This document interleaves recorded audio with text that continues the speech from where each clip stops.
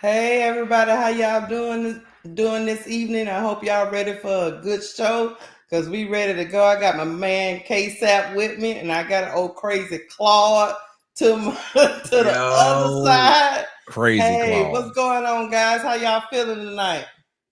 oh, I'm good. I got the crash out today. I'm good. What's up, K-Sap? Man, what's going on, man? How y'all feeling today?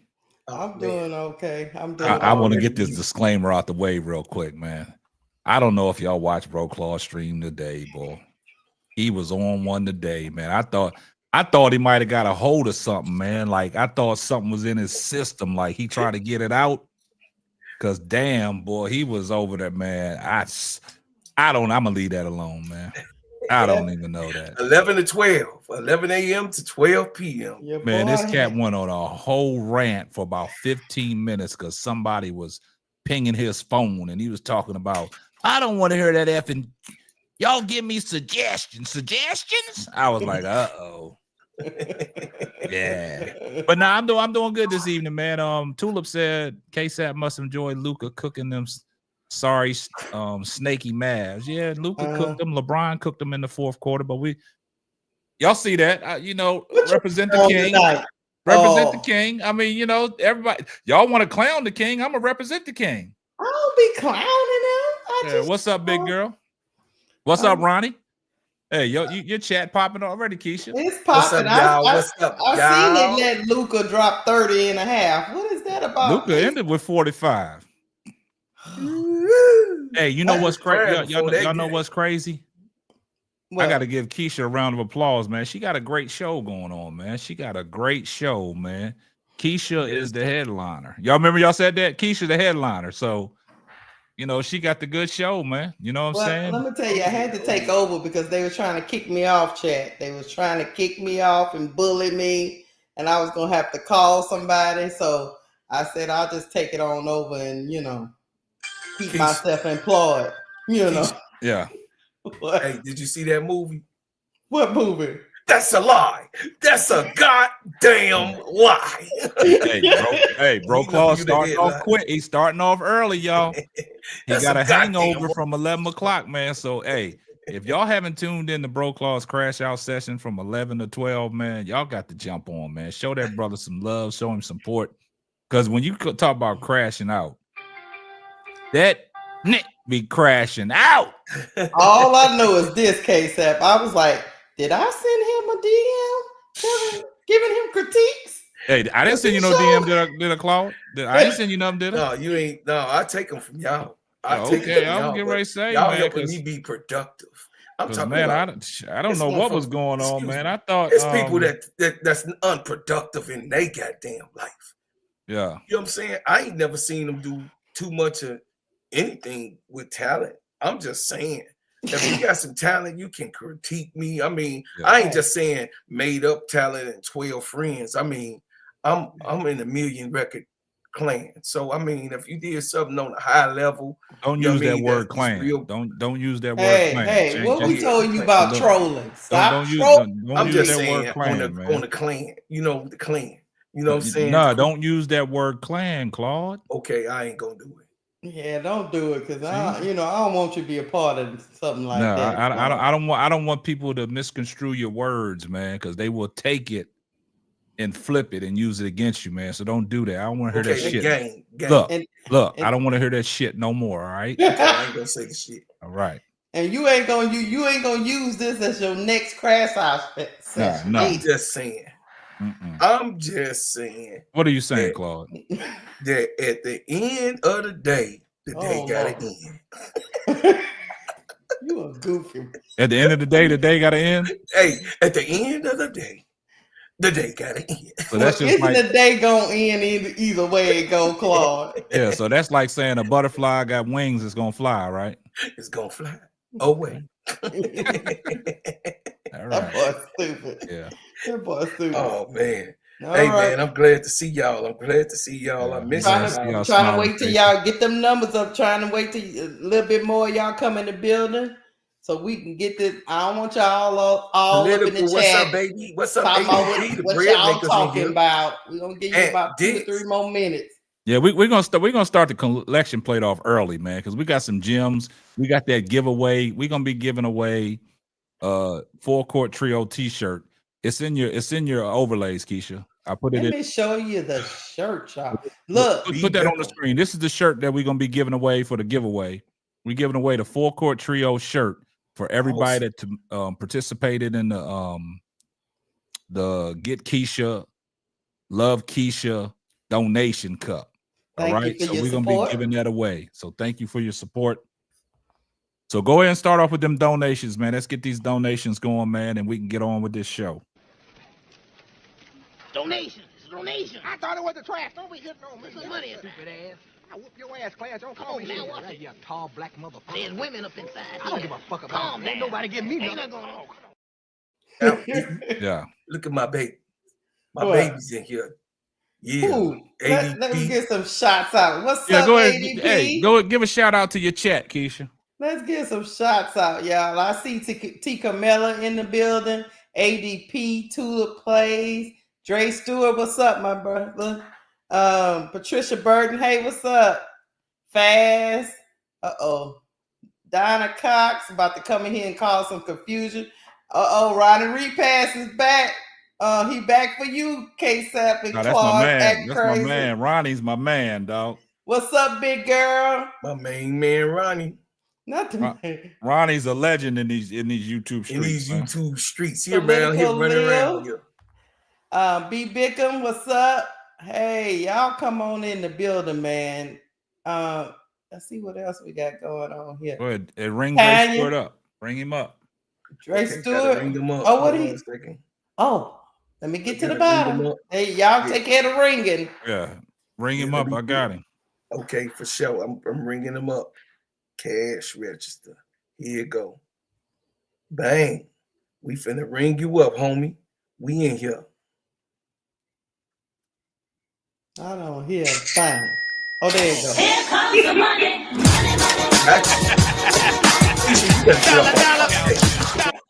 Thank you, Dre Stewart. Yeah, he sometimes he get a little slow on the button. I ain't never on that bus you was on. Oh yeah, Keisha's still on the short bus. Hey, she on that little short ass bus. Yeah. That motherfucker go. Hey, ring Johnny Brown up. Ring Johnny Brown up. John Brown, what's up, baby? What's up, Keywan? Here comes the money.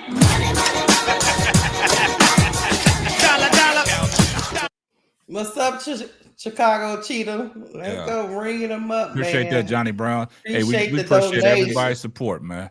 Appreciate it. Yeah. Y'all ready to get cracking? Yeah, go ahead and get a crack, Keisha. This your show. Hold on one more time. Bring her up. Here comes the money.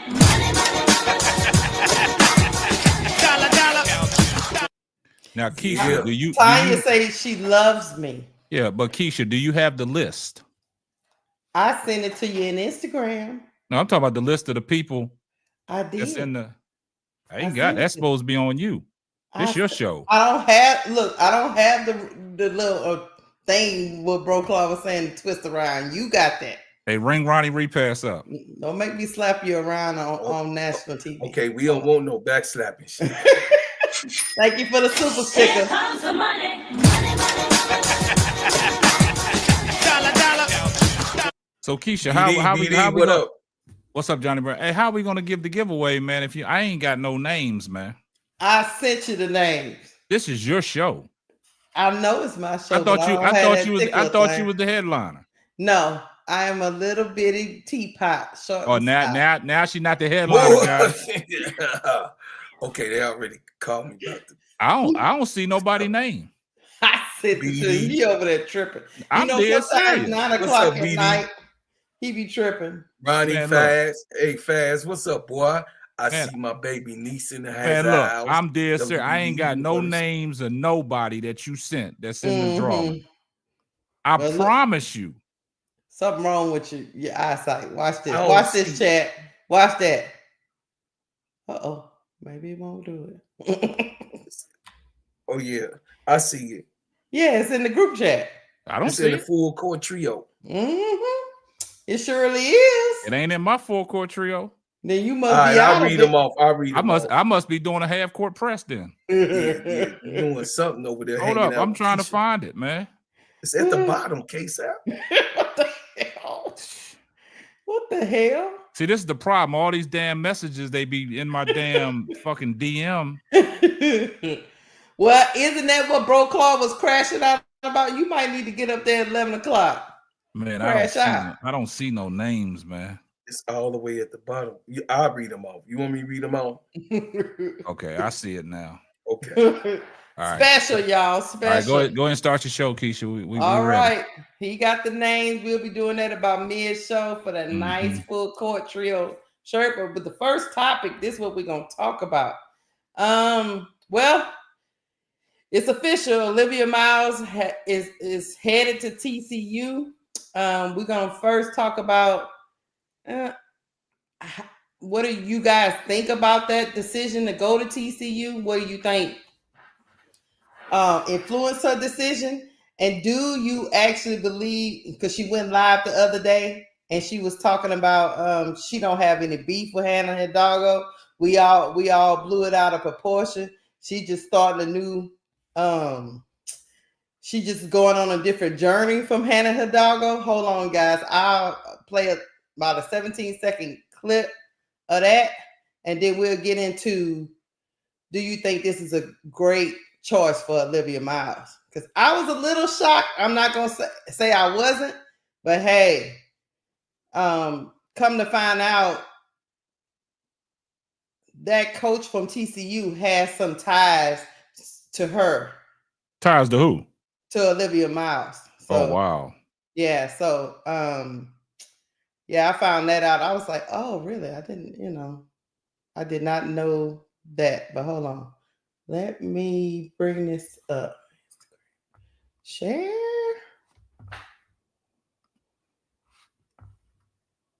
There go the names right there. What? I got them. Pro Club. What the hell is you doing, Keisha? I don't know. This Keisha's show, y'all. I ain't got bus. nothing to do with this. I told y'all about that short bus. You know what? Y'all make me sick.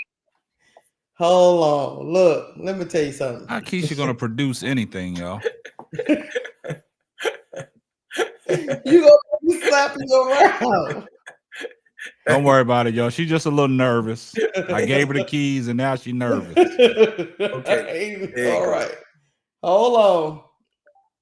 Cause you know how this stuff works. I'm gonna hit the volume button when I'm controlling it, works fine. You and Hannah go, yeah, we're fine.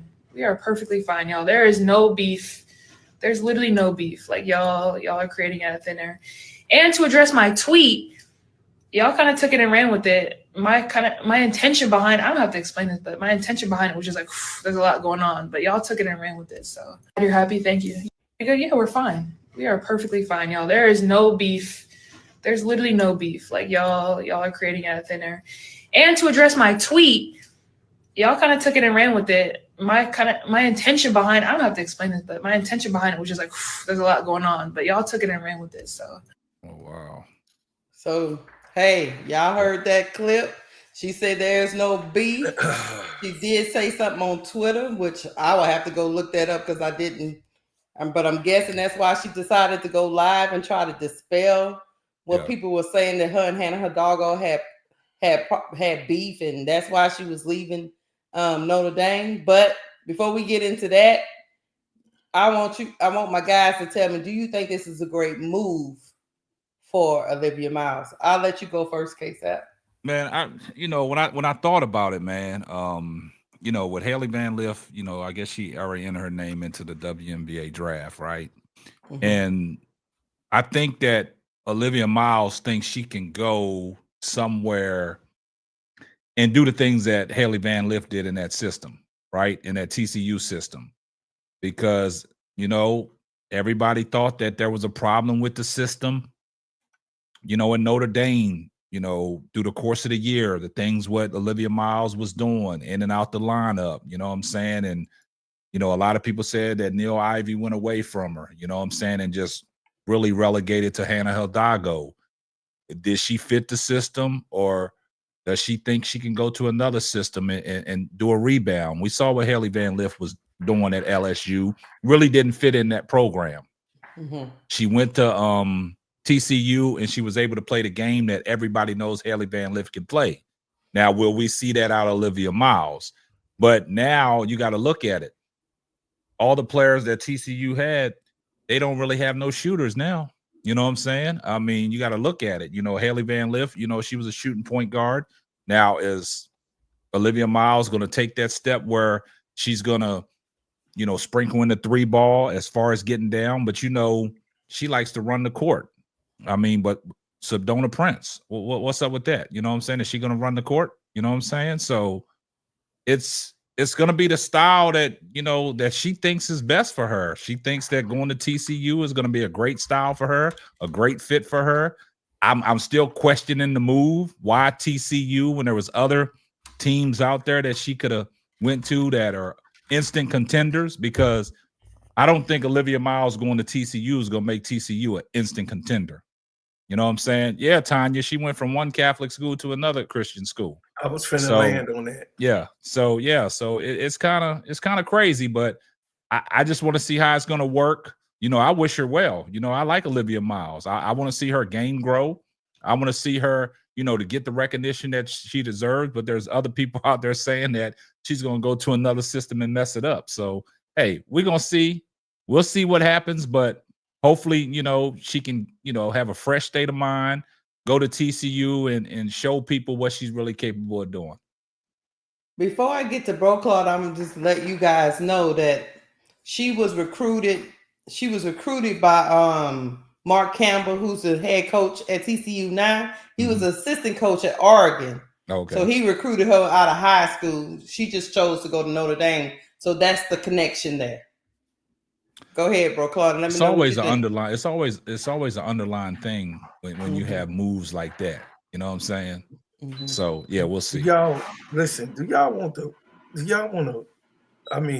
me to say the truth? Yeah, keep it on the up and up, man. Yeah, I'm gonna keep it on the up and up. But do y'all want me to give you the raw?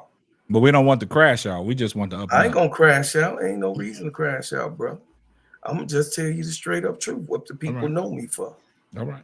I went to Catholic school all my life. All my life. I never went to a public school from kindergarten all the way to college. Okay. So they taught you how to cuss in Catholic school? I want to let everybody know about the archdiocese. Yeah, they taught him. Okay. So the archdiocese. See, hey, them brothers and the priests, they cuss, and the nuns, they cuss like a mother. If y'all want to see some cussing, so-called sanctified people, them priests and them brothers and them nuns, they be cussing like a MF. They all got secrets. So anyway, I'm gonna let y'all know what it is. Okay. See, in the Catholic school, in the archdiocese, it is called protective counseling. Okay. Mm-hmm. So in the protective counseling, you have retreats. Okay, you have different retreats that the Catholic school, the archdiocese, send you on every single year. Once you get to 7th grade, you go on retreats all the way through, even into college.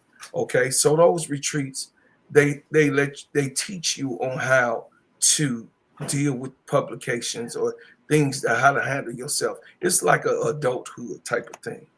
She has had the proper counseling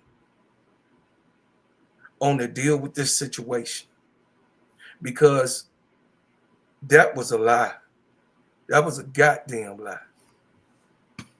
If y'all don't go for it, see, listen, if I call you a low down dirty bastard or you a low down dirty bitch and you don't, no, you ain't getting over that like that. And we supposed to be doing some things together. And then I go to the lowest point of where I'm already in a Catholic school. I didn't self-proclaim me of being full-blown gay without unapologetically in a Catholic school. Y'all know, first of all, that's not accepted. And like she was saying, it's a lot of pressure.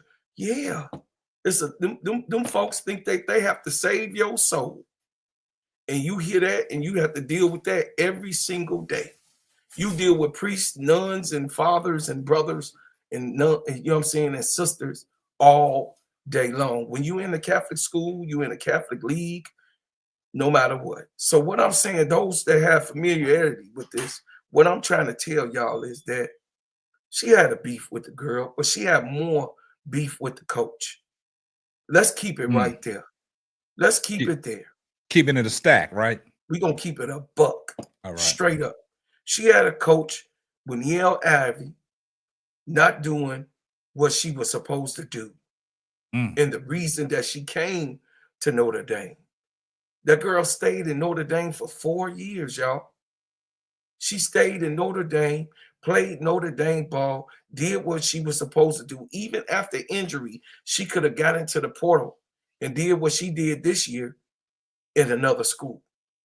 But she did not. She came back with the mindset of she was going to be prioritized in the offense and not be able to waver from what Niele Ivey told her, taught her, and suggested to her parents about what she was going to do with this basketball player. So she was tricked, she was fooled, she was hoodwinked and bamboozled. So when you see what a coach supposed to do, that's your protection. And this is what I like about Mark Campbell. Mark Campbell protected Haley, brought Haley in, put her in his chest and say, whatever they said about you, you gonna do the opposite. Whatever they put out there on you, I'm going to make sure that you do the opposite. He was putting the trick bag, huh? Hey, and that's what he's gonna do with her because they have ties. But believe me, Shawty, you know, Hannah Hidalgo, yeah, she a teenager. She a little girl. She 19 years old. They're gonna have mouth. They're gonna say things. But don't you think that people say that they believe in something and really don't follow it? That wasn't to Hannah Hidalgo. That was to Coach Ivey. Y'all don't get it. That was to the coach. So I'm just trying to tell y'all straight up. It's some bad blood there, but I'm glad that she was professional. I'm glad that she put this out. I'm glad that she's going to TCU so that she can also be the awesome guard that she is. And I believe, just like I said with Haley, Sister Keisha, I believe that this is going to exploit her and what she knows how to do, which is good, but it's going to exploit the bad too. But she will be given the keys here. And you saw that on public and national television on TNT. She has been given the keys to TCU. Let's see what baby girl gonna do with it. I'm done. Hey, let me say that. Let me say something else, man. It was kind of crazy how I like the way Candace Parker presented her on TNT. You know what I'm saying? And Shaq brought out the jersey, but she said somebody already leaked it on I think it was Twitter or Instagram. But it was kind of crazy how and you see how quick stuff moves. Oh yeah. Because you know she jumped in the portal right after that, right? Then she gets an interview on TNT. Yeah, right here. Gets an interview on TNT with Candace Parker. I thought that was pretty awesome. You know what I'm saying? And you know, and that's even shedding more light on women's basketball. Sure, then you got the big fella coming out there presenting her with the jersey. You know what I'm saying? So hopefully this is a good move. And what you said, Brother Claude, I never looked at it like that, like a shot at, because normally I read tweets and stuff like that to see who it's directed to, right? But from what you said with Niele Ivey, it was a shot at her, not practicing what she preaches. But another thing I would like to say is a situation like this. I know you say Hannah Hidalgo is young, but I'm still trying to fathom what was this move for? Like, if all the things that you're saying are true, then I have to agree that it's a problem with her and Coach Ivey. Now, what does that do to Coach Ivey? as a coach? Fumble. Yeah, I would say, from my opinion, I'm with Bro Claude. I'm gonna go out on a limb and say she probably don't have. I kind of believe her in that clip. I don't think she really has a beef with Hannah Hidalgo. I think she really probably has a beef with the coach, because let's just keep it a buck. Nobody leaves the school that they have been at for 4 years. Got hurt there, rehab, fought their way back, added to their game to go on this run that they went on this season, did all that for a team they wanted to leave. I just don't. There's got to be, but there's smoke, there's fire, there's something what's the there. sole purpose? Yeah. But I don't think. I mean, Hannah Hidalgo probably gets on everybody's nerves, whoever is in the locker room. So you always got that one person on the team. You like, come on, calm down.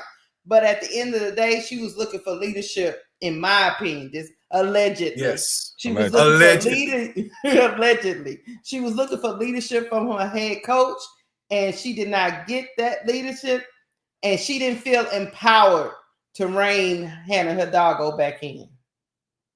Her voice was mute in that locker room, in my opinion. Now, some of that falls on her because she's the senior. Yeah. And she needs to assert herself more.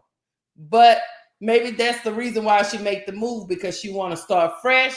She is already the writing's on the wall. Hannah's the future. Let me just move on. But she's got to work on her leadership skills too. Oh yeah, because there ain't no way no sophomore will be coming up and talking to me like that. Yeah, but this is the crazy thing though. But the way Notre Dame started to the way they finished, and you guys remember I said Notre Dame is just falling, man. They was on top for a minute, and then all of a sudden, like I said, I'm not. See, we just, like you said, you got to keep it a buck. I think everything just went downhill when Hannah Hidalgo was injured and she was out the lineup, and then she came back, and I think Neil Ivey thought that Hannah Hidalgo would come back being the same Hannah Hidalgo she was when she left, but that kind of messed up some of the continuity on that basketball team. And you could see in their style of play. And when I never want to say any athlete quits and gives up on their team, but sometimes you got to read the body language, right?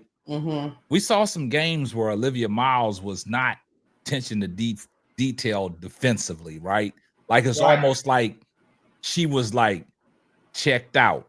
But I don't want to use the word checked out, because I'm not saying she gave up on her team. Right. But this was a situation, like I told y'all the other day. You go back to 2010 when LeBron lost to the Boston Celtics. He took his jersey off and he knew he was going. When Olivia Miles, that game was over. When Olivia Miles sprinted for that tunnel, something wasn't right. She was done. She was finished. She knew she was done. First one. And I wish her all the best. I hope she goes to TCU and proves a lot of naysayers wrong, because you do have a lot of people on these YouTube streets creating these narratives about her style of play. But I hope she can go to TCU and feel comfortable, because like Bro Claw said, she got the keys now. Now she got to go right the ship. And I'm going to go out on a limb, chat, and say, a young lady who was projected to be in the number 2 or number 3 spot, whichever one in the draft, that whatever vision Mark Campbell gave her the confidence to make this move. Because you don't make this move and forgo the draft without knowing what the plan is. So there must be some kind of plan of players being brought in to surround her, to make her look even better than she did this season. Because otherwise, why would you even make this move? Because you can potentially hurt your draft stock. All right, hold on 1 second. Yeah, get Brandon Sleep. Ring him up. Here comes the money.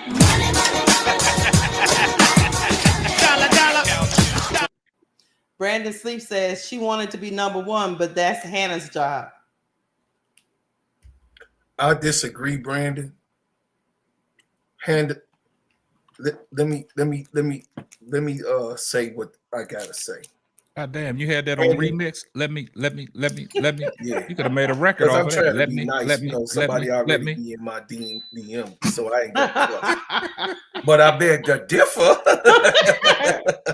Hey, I beg to differ, Brandon. He started scratching, chat. Hey, let. All right, go ahead. I'm gonna tell you this. What I have to say about the whole situation.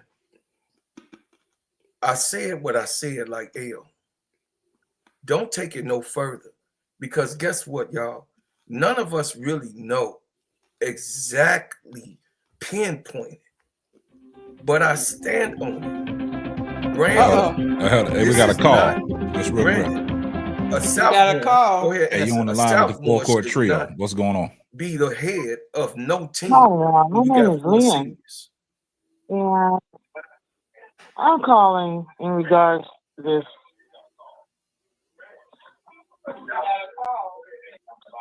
I'm calling in regards to Olivia Miles. Okay. And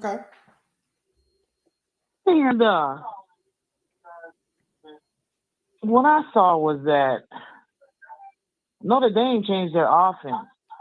And I don't know if you guys noticed it or not, but they appear to be playing 3-on-3. And they took the guards out. Olivia Miles would pass that ball and go down to the baseline.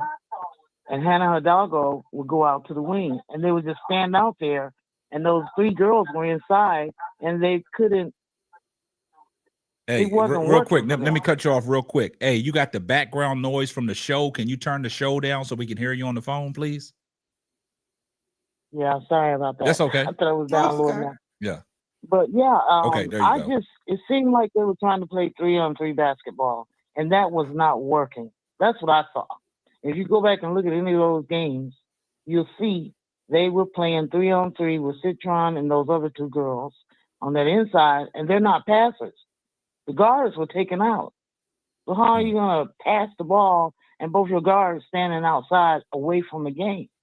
And those games were the games they started losing. So is that, you know, in the middle of the season when Hannah Hidalgo was injured and she got back into the lineup? Is that what you're referencing? Did they start playing that way? Well, I'm referencing the fact that they started losing those ball games. They lost, what was it, 3 out of the last 5? Yes. If you go back and look at those games, you'll see they were literally playing 3-on-3 basketball. Interesting. And I know Olivia got frustrated. You could even see the frustration on her because they were taken out. She always went to that baseline. Yeah. And I made reference to, like, after they lost, did you see how she sprinted up that tunnel? She sprinted up that tunnel like, hey, I'm up out of here. Exactly. Yeah. Yep. That's so I blame all that. All that's the coach. Yeah. And when they started losing, if you notice, they didn't know what to do out there on the floor, and she didn't know what to do on the sideline. They was lost. Hey, look in her face. Great point. Yeah, that's a great point. Yeah. Great point.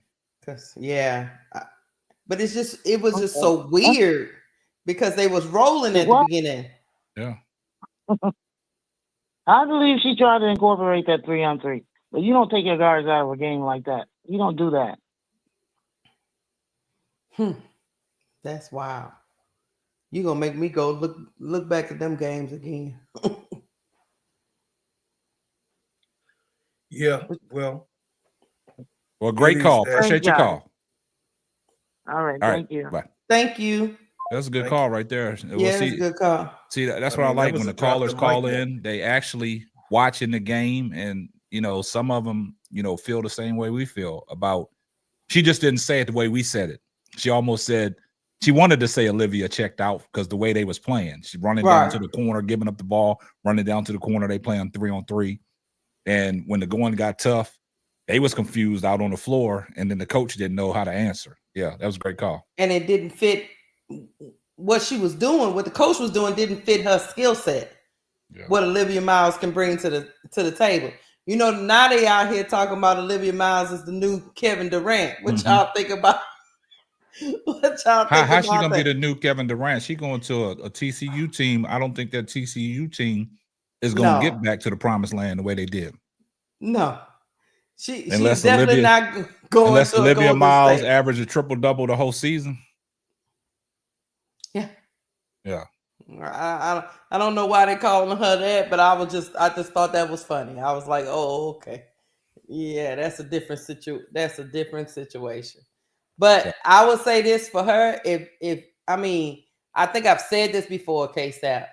If you feel like your coach doesn't have confidence in you, you don't want to be up under that. And these star players like her, they got options. They got something called the portal. Oh, they said she went to a team where they beat her, and then she goes to it. Okay, I got you. Oh, okay, I got you, Goon the Shooter. I got you. Yeah, because she did switch jerseys. I got you, T. Carmella. I got you. They put her out the. Yeah, they put her out the tourney. They met her in the Hamptons too. What you saying? They met her right after the game. They met her right there. That's where she was running to. She was running out that tunnel to run to the new crew. Hey. Hey, she went straight into their locker room. Man, she was gone. Man, but y'all got it. But it was crazy. Go back, just watch the end of the game. How she darted up out of there. I said it. Remember when she did it? I was like, it's a wrap. She's gone. And me and Keisha, we was on. Keisha said, I didn't see it. I said, Keisha, she didn't huddle. She did not huddle. You was like, I didn't see it, bro, Claude. I say she ran to the locker room. She put them nooses up. Do you remember that, Keisha? Mm-hmm. You and Key was on. Y'all was talking and whatever. I say, oh, it's trouble in Hollywood. You was like, what happened? I say, she ran straight to the locker room. She didn't come to the huddle. No. She went right to the locker room. Was like, I'm finna take all this off. I'm finna take it all basically, off. This is what y'all say Olivia Miles did. Everybody stay on that side when they switched up. Switched up, stay on that side. Switched up, stay on that side. Stay on that side. You won't handle her dog go? You stay over there. Let me tell you another caveat to this. In that live, she also addressed, because people were asking her, are you and Angel Reese friends? And she said, yeah, she always got my back. Angel Reese is the best human I've had a chance to get to know. And she's always got my back, and she always understands my decisions. And I was sitting there thinking to myself, oh, so maybe she didn't want to go to Seattle. Hey, Angel Reese knew Olivia Miles' plans before anybody else. She did. When she came to the Unrivaled game, I'm just going to put it out there. She knew the plans. Mm-hmm. She went back and told Jeff P. She's staying in school. She jumping in that portal.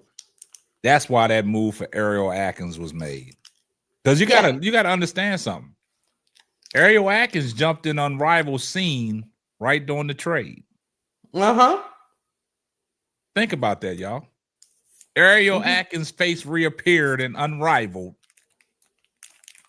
after Angel Reese went back to Jeff P. and broke the news to Jeff P. and Tyler Marsh. Mm-hmm. Olivia Miles is staying in school, guys. She's jumping in the portal. We got to make moves. Yeah, that's just not gonna. She told her GM, look, that's not gonna work out. Yep. And guess what, guys? She had enough respect for Angel to let her know, hey, I'm not coming out. Did y'all hear the last drop that Angel did though? I'm not coming out, Angel. Over it. Angel said in the last thing, she said that I'm a GM. She said, you know how people, waive people, or let people go and then resign them. She said that might happen in Chicago, but who knows what? I'm a GM though. She said that when she was trying to recruit Collier Copper. Yeah, she said I'm a GM. I got my GM hat on. Yeah, so let's see how this happened. Let's see what's going on with her. I got faith in her. I love the way Olivia Miles, me personally, play. Yeah. I had broke that down on one of my crash outs. that I got to see Magic Johnson live in the 80s. I got to see him and got, Michael Cooper's autograph, and I got James Worthy autograph when they came to the stadium a couple times. You know what I'm saying? Yeah. So I'm telling you what I saw with my own eyes. I saw it too. Front step with the dribbling on the side. That's all Madge. You got what I'm saying? So, the no-look pass, the pass overhead, you know what I mean? To the hole. All that's Madge. You know these kids, man. They try to emulate, certain players. They try to be like certain players, man. Oh, yeah. But low key have their own style to it, man. So I'm not mad at Olivia Miles, trying to patent her game after the greatest point guard that ever played. You know what I'm saying? So I love it. It is what it is, man. But y'all drop some gems, man. I think they should give y'all some donations, man.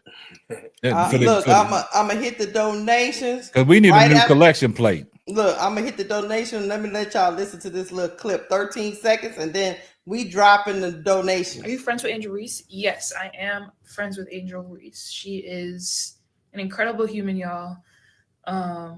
She's always there for me, and yeah, I mean, that's all I have to really say. Are you friends with Angel Reese? Yes, I am friends. At least with she Angel answered Reese. it honestly and kept it moving. Incredible She didn't human, y'all. Sugarcoat nothing. She's always there for me, and yeah, I mean, that's all I have to really say. Kudos to Olivia Miles. Yeah, look, Angel knew. Angel knew, y'all. I told y'all that. We give y'all hot news off the press, man. Donations. All right, here we go. Donation. It's a donation. I thought it was the trash. Don't be hitting on me. Some money, stupid ass. I whoop your ass, Clarence. Don't call me now. Right, you tall black motherfucker. There's women up inside. I don't give a fuck about that. Ain't nobody give me nothing. Ain't nobody gonna give me nothing. Yeah, he said there's women up inside. Shit. I don't care. Ain't nobody gonna give me nothing. Hey guys, the phone lines are open, man. Give us a call. 214-425-9333. Bring him up. Bring him up. Here comes the money.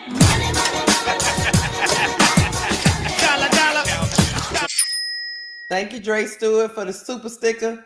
I hope everybody that donated last show that is in the raffle, I hope they hear, because you got to be present to win. Show them that shirt again. Let me show them the shirt again that we gonna raffle off. Look, we raffling off that full court trio shirt. I know y'all like it, man. Hot off the press, man. That's nasty. Yeah, not nasty. Full court trio. Yeah, that's nasty. So I hope. Put it this way. Let me see how many names we got in the drawing right now. I think it's like 11. We got 1, 2, 3, 4, 5, 6, 7, 8, 9, 10, 11. We're going to open up the donation pot for another 2 minutes. Anybody that want to send a donation in to get their name put in the drawing, let's go ahead and do it. Go ahead and open it up, man, for the raffle. Because I know everybody likes these full court trio shirts. So go ahead and send a donation in. We put your name in the raffle and we'll get it popping. All right. Goon, what up, Goon the shooter? Why shoot? What's happening? So, hey. And Dick's in the building. Fast. Then on top, look, y'all let me know. The phone line is at the bottom if y'all want to call in. There fast. Okay, Dre Stewart, you already in there. Dre Stewart. We're going to ring you up, man. We're going to ring you up. You already in there, Dre. Y'all need faces inside the basketball. Yeah, so pretty Tony, you in there, man. Anybody else want to send the donations in? We're gonna put your name in that raffle, and then we're gonna raffle that thing off. You're gonna raffle, and she also got the bag too from TCU. Salute what wants to be the PG. It says this is the best. Here we go. Got Tanya. Okay, got her. Here comes the money. We're gonna put Tanya's name up in there. Thank you, Tanya. Okay, Tanya said, ain't no way in hell I'm going to let a player or coach run me off a team. I'm going to prove their asses wrong. Weak generation. What y'all think? Uh-oh. That raffle going to be, that drawing going to be nice, man. Whoever's rocking that full court trio shirt, boy, I'm telling you, boy. Look, Tanya, you know, it's a lot of aspects to the game now. You know, the children of the day is not as strong as we was, because we had to put up with the shit because we ain't had nowhere else to go. Right. But they got options. Showing, what the kids are showing is that, oh, you want to be diabolical on me? So Pretty Now, Tony I'm said just giving it to you, Tanya. I'm just giving it to you on the other side. Oh, you diabolical on me? You done switched up on me? I could show you that I'm gonna go somewhere else. I'm not gonna be under, you know what I'm saying? I'm not gonna be under anybody's tutelage. That's why I don't work no job since the 90s. I ain't finna be up under nobody that got the worst for me, that don't want my best effort, that does not want to include me in anything. Go ahead and ring Israel up. Ring him up. Here comes the money.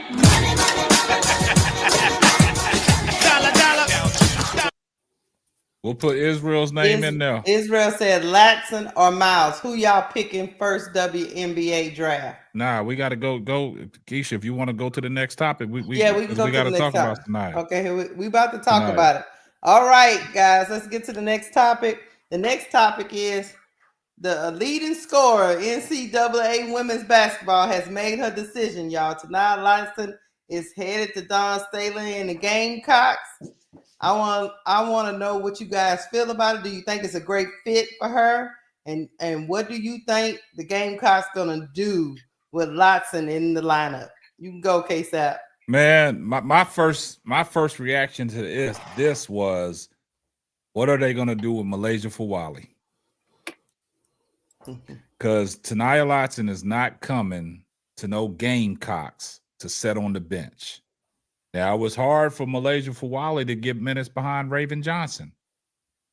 And you look at the interview that Malaysia Fawali, had. I know she's underrated, going to shooter, but yeah, this is going to be a challenge for her. But Tanaya Latson coming in, man, the scorer that she is, Dawn Staley got somebody that can put the ball in the basket at any given time.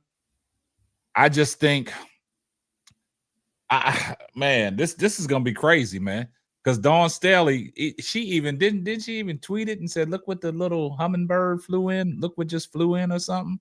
But I think it's gonna be a good move for Latson, because we saw what she did at Florida State. We saw what it was, but Israel putting Raven Johnson on the bench, man. I don't think that's Dawn Staley's MO. I think because even though Raven Johnson don't score the ball, but she's actually a floor leader. You know what I'm saying? She can play defense. Yeah, she sets everybody else up. She don't take that many shots, but she can run the offense, man. And if you bring in Tanaya Latson and play her off the ball and the scorer that she is, I think it could work. But it's going to be interesting to see how Tanaya Latson and Malaysia Fawali play if Malaysia Fawali stays at South Carolina. So that's my take. What you got, bro, Claude? When you like it, you love it, you don't like Goon it. Goon the shooter. That's why I mess with you, Goon. That's why I mess with you, Goon. Raven is the Derek Fisher of the Gamecocks.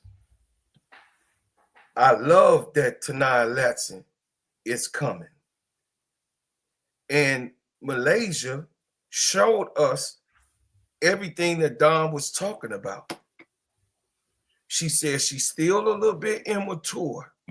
She still needs a little bit more fire, because those steals, them travels being called on her when she get the ball, y'all just saw she got her pocket put. Listen, she got to see AZ Fudd all next year on what AZ Fudd did to her ass. She got to let that burn the whole summer to prove herself once again that she can handle that ball. Now, is Malaysia Fawali gifted? Hella gifted. Love her. I think she's one of the most beloved Gamecock outside of Tahina Pow for me and Raven Johnson. I love Malaysia, but listen, they needed Tanaya last year. They needed her last year. But Camila Cardoso was there. So this year, you peep the weakness in the game, because I don't have no problem of Tanaya coming, because guess what? They say, well, Dawn ain't going to let that. Yes, the hell she is going to let her score and get her scoring average. She had Asia goddamn Wilson on her team, which had averaged 22.5 points. Facts over feelings. So can she deal with a ball dominant player? Yes. Is she going to let her do what she need to do to help the Gamecocks? Also, yes. And is she going to play Malaysia for Wally? Hell yeah. You'll be a fool not to. Don't think that girl got something to do against Malaysia. But Malaysia has to be, she only going to be a junior next year. Yeah. She only going to be a junior. Listen, she got junior year, senior year, and if Malaysia choose to go to stay another year, she got 3 more years to play college ball. So, I mean, it's not a big thing. You're in a system where you know that you can be able to grow. You also gonna be in the top 10. 2 of her players right now on the Gamecocks that just left South Carolina is in the top 10. Sanaa Fagan and Pow Pow. Right now, they just did a new mock draft on Bleacher Report. So I'm not buying that. And Raven Johnson can shoot. I'm gonna end it with that. Raven Johnson can shoot. She just choose not to. You ready for my take? Now, hold on. Before you go, Keisha, I just want to piggyback on something that Bro Claude said. See, I peep things that people say, and I make references. Because he did reference AZ Fudd, what she did to Malaysia for Wally. It's going to sting Malaysia for Wally for a minute. She got to set in this offseason and think about that. You know what that remind me of? I'm just going to cause some controversy. Go ahead. The championship game last year, South Carolina and Iowa, and Raven Johnson stripping Caitlin Clark. She had to set with her all couple weeks long before she went into the WNBA draft. Absolutely. And I know it still stings because absolutely. You did the year before, you waved Raven Johnson off. And then Raven Johnson got to get back in the title game. I think she stripped Caitlin Clark like 3 times. And at the end of the game, he said to get back to her. You know what I mean? And then at that one that was crucial was almost at halftime. She stripped her at half court and went down and got that layup at the buzzer. So things like that, Bro Claude, that sets with you. So knowing that soon as Malaysia Fuwali came in that game against Connecticut, things just went downhill. Like she came in there, try to get to the cup, got the ball stripped. They go convert a layup. Then she gets stripped by AZ Fudd, converts another layup, and they just could not bounce back from there. KSAP. She wasn't ready. Y'all ready for my take? Yeah. Go ahead, Keisha. I'm waiting. All right. Coach Dawn Staley. Uh-oh. I love you. That's your baby mama, Claude. She about to get on your baby mama. I do. But at this point in Malaysia Fuwali's career, 2 years of watching somebody play, you know exactly who they are. Either you're going to give her the keys or you're not. Either you're going to work through the mistakes and not snatch people out when they make mistakes. I get on, or you're not. Either you like Fuwali's game or you don't. It's okay to say you don't like her game in your system. But stop playing all these little games, y'all. Tonight, Latson is going to come to this team and cause confusion. Oh. Because I think she can play in that system and she has a high IQ. What Bro Claude is saying is Malaysia Fuwali after 2 years still doesn't have a high IQ is what I'm getting from his take. I don't know if a 3rd year is going to help you get there, but the moment she make a mistake and you got Latson there, she's going to sit her down, right? Because you're going to still have Raven in the game. Mm-hmm. at the 1. And you're gonna have tonight Latson, I'm guessing, at the 2. And she can score with the best of them. And she can score with the best of them. And that leaves for Wally out there on the island when she makes a mistake. She's already coming off the bench now. So in my opinion, I'm cool. I think they could work if they all played together. Nah, I don't think you're saying that, Keisha. I think what you're saying is for Wally need to go. You either like her game or you don't. Keisha. You see what I'm saying? Because another high caliber player coming in is not going to make you suddenly like her game more. If anything, it's going to be like, look, I lost the national championship last year. We rolling with Latson and Raven. Now, if you telling me you're going to sit Raven Johnson down. That's impossible. If you telling me that and you going to give the keys to Latson and Fuwali. Nah. But I don't think that's going to happen, right, K-Sap? No, it's not going to happen. And the reason why it's not going to confusion. Yeah, the reason why it's not going to happen because you made a great point. You either going to like her game or you don't like her game. Like you said, I think Dawn Staley loves what Raven Johnson brings to the table because she don't set Raven Johnson down. Even though Raven Johnson is a liability offense of not scoring, but like from the reasons I stated out, Raven Johnson knows how to control the pace. A ball handler, she knows how to change the pace. She knows how to dictate the tempo. She knows who to.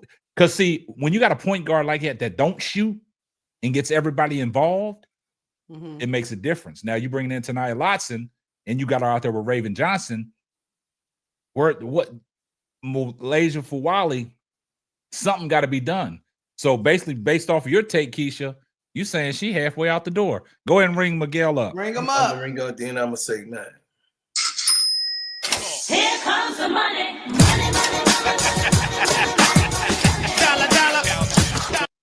Okay, first off, Keisha, that was all right. Thank you, Miguel Carlito. But I beg to differ. You know why? Why? Because she has 4 different play actions. Okay, if Malaysia Fuwali played with a ball dominant Camila Cardoso, why the hell she can't? Oh yeah, it was a ball dominant Camila Cardoso. Y'all, you forgot. She played with her. I don't agree. She played freshman year. You don't remember? You don't remember she played freshman year? I don't think it was ball dominant though, bro. She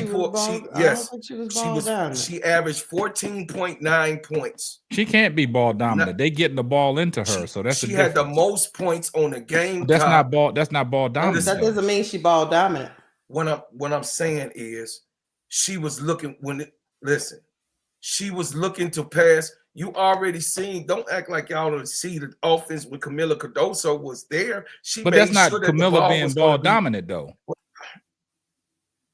No, they was getting the ball into her. They was getting the ball into her. Camila wasn't bringing the ball. Raven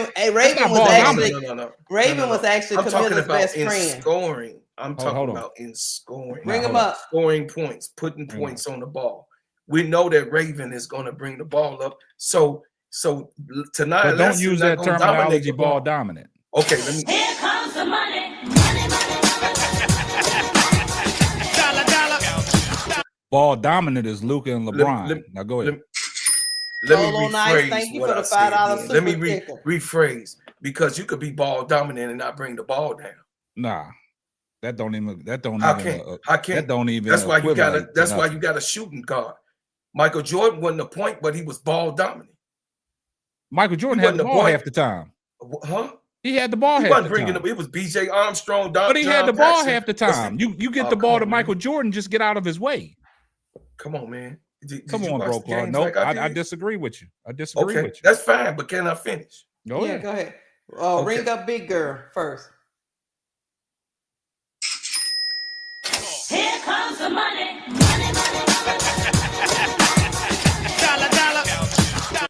She said, tell Bro Claude to stop cussing, K-Sap. I ain't even cuss. Big girl, you just trying to crash me out. I ain't even going for Don't finish your point. I ain't even cuss because I kept in mind Keisha mama be watching this. Anyway, see, you trying to get me in trouble, big girl. I ain't even finna do nothing. Don't let him throw him off your course, man. So what I'm saying is this. This ain't the first time that the Gamecocks had someone who likes to score the ball, period. Let's put it right there. And for Malaysia Fawali, Don Staley has a play action that's 1-2-2. That means 1 point guard, 2 forwards, and 2 guards on the wing. So therefore, the setup is this. She knows what's going on. Malaysia Fawali is not stupid. She has a good court awareness. She's going to be all right. That was my whole point. She's going to be okay. And stop trying to root for her to come off the goddamn. Man, y'all on the line with Full Court Trio. Mama, what's up? Gamecock, Sister Keisha. Hey, you on the line? You on the line? What's up?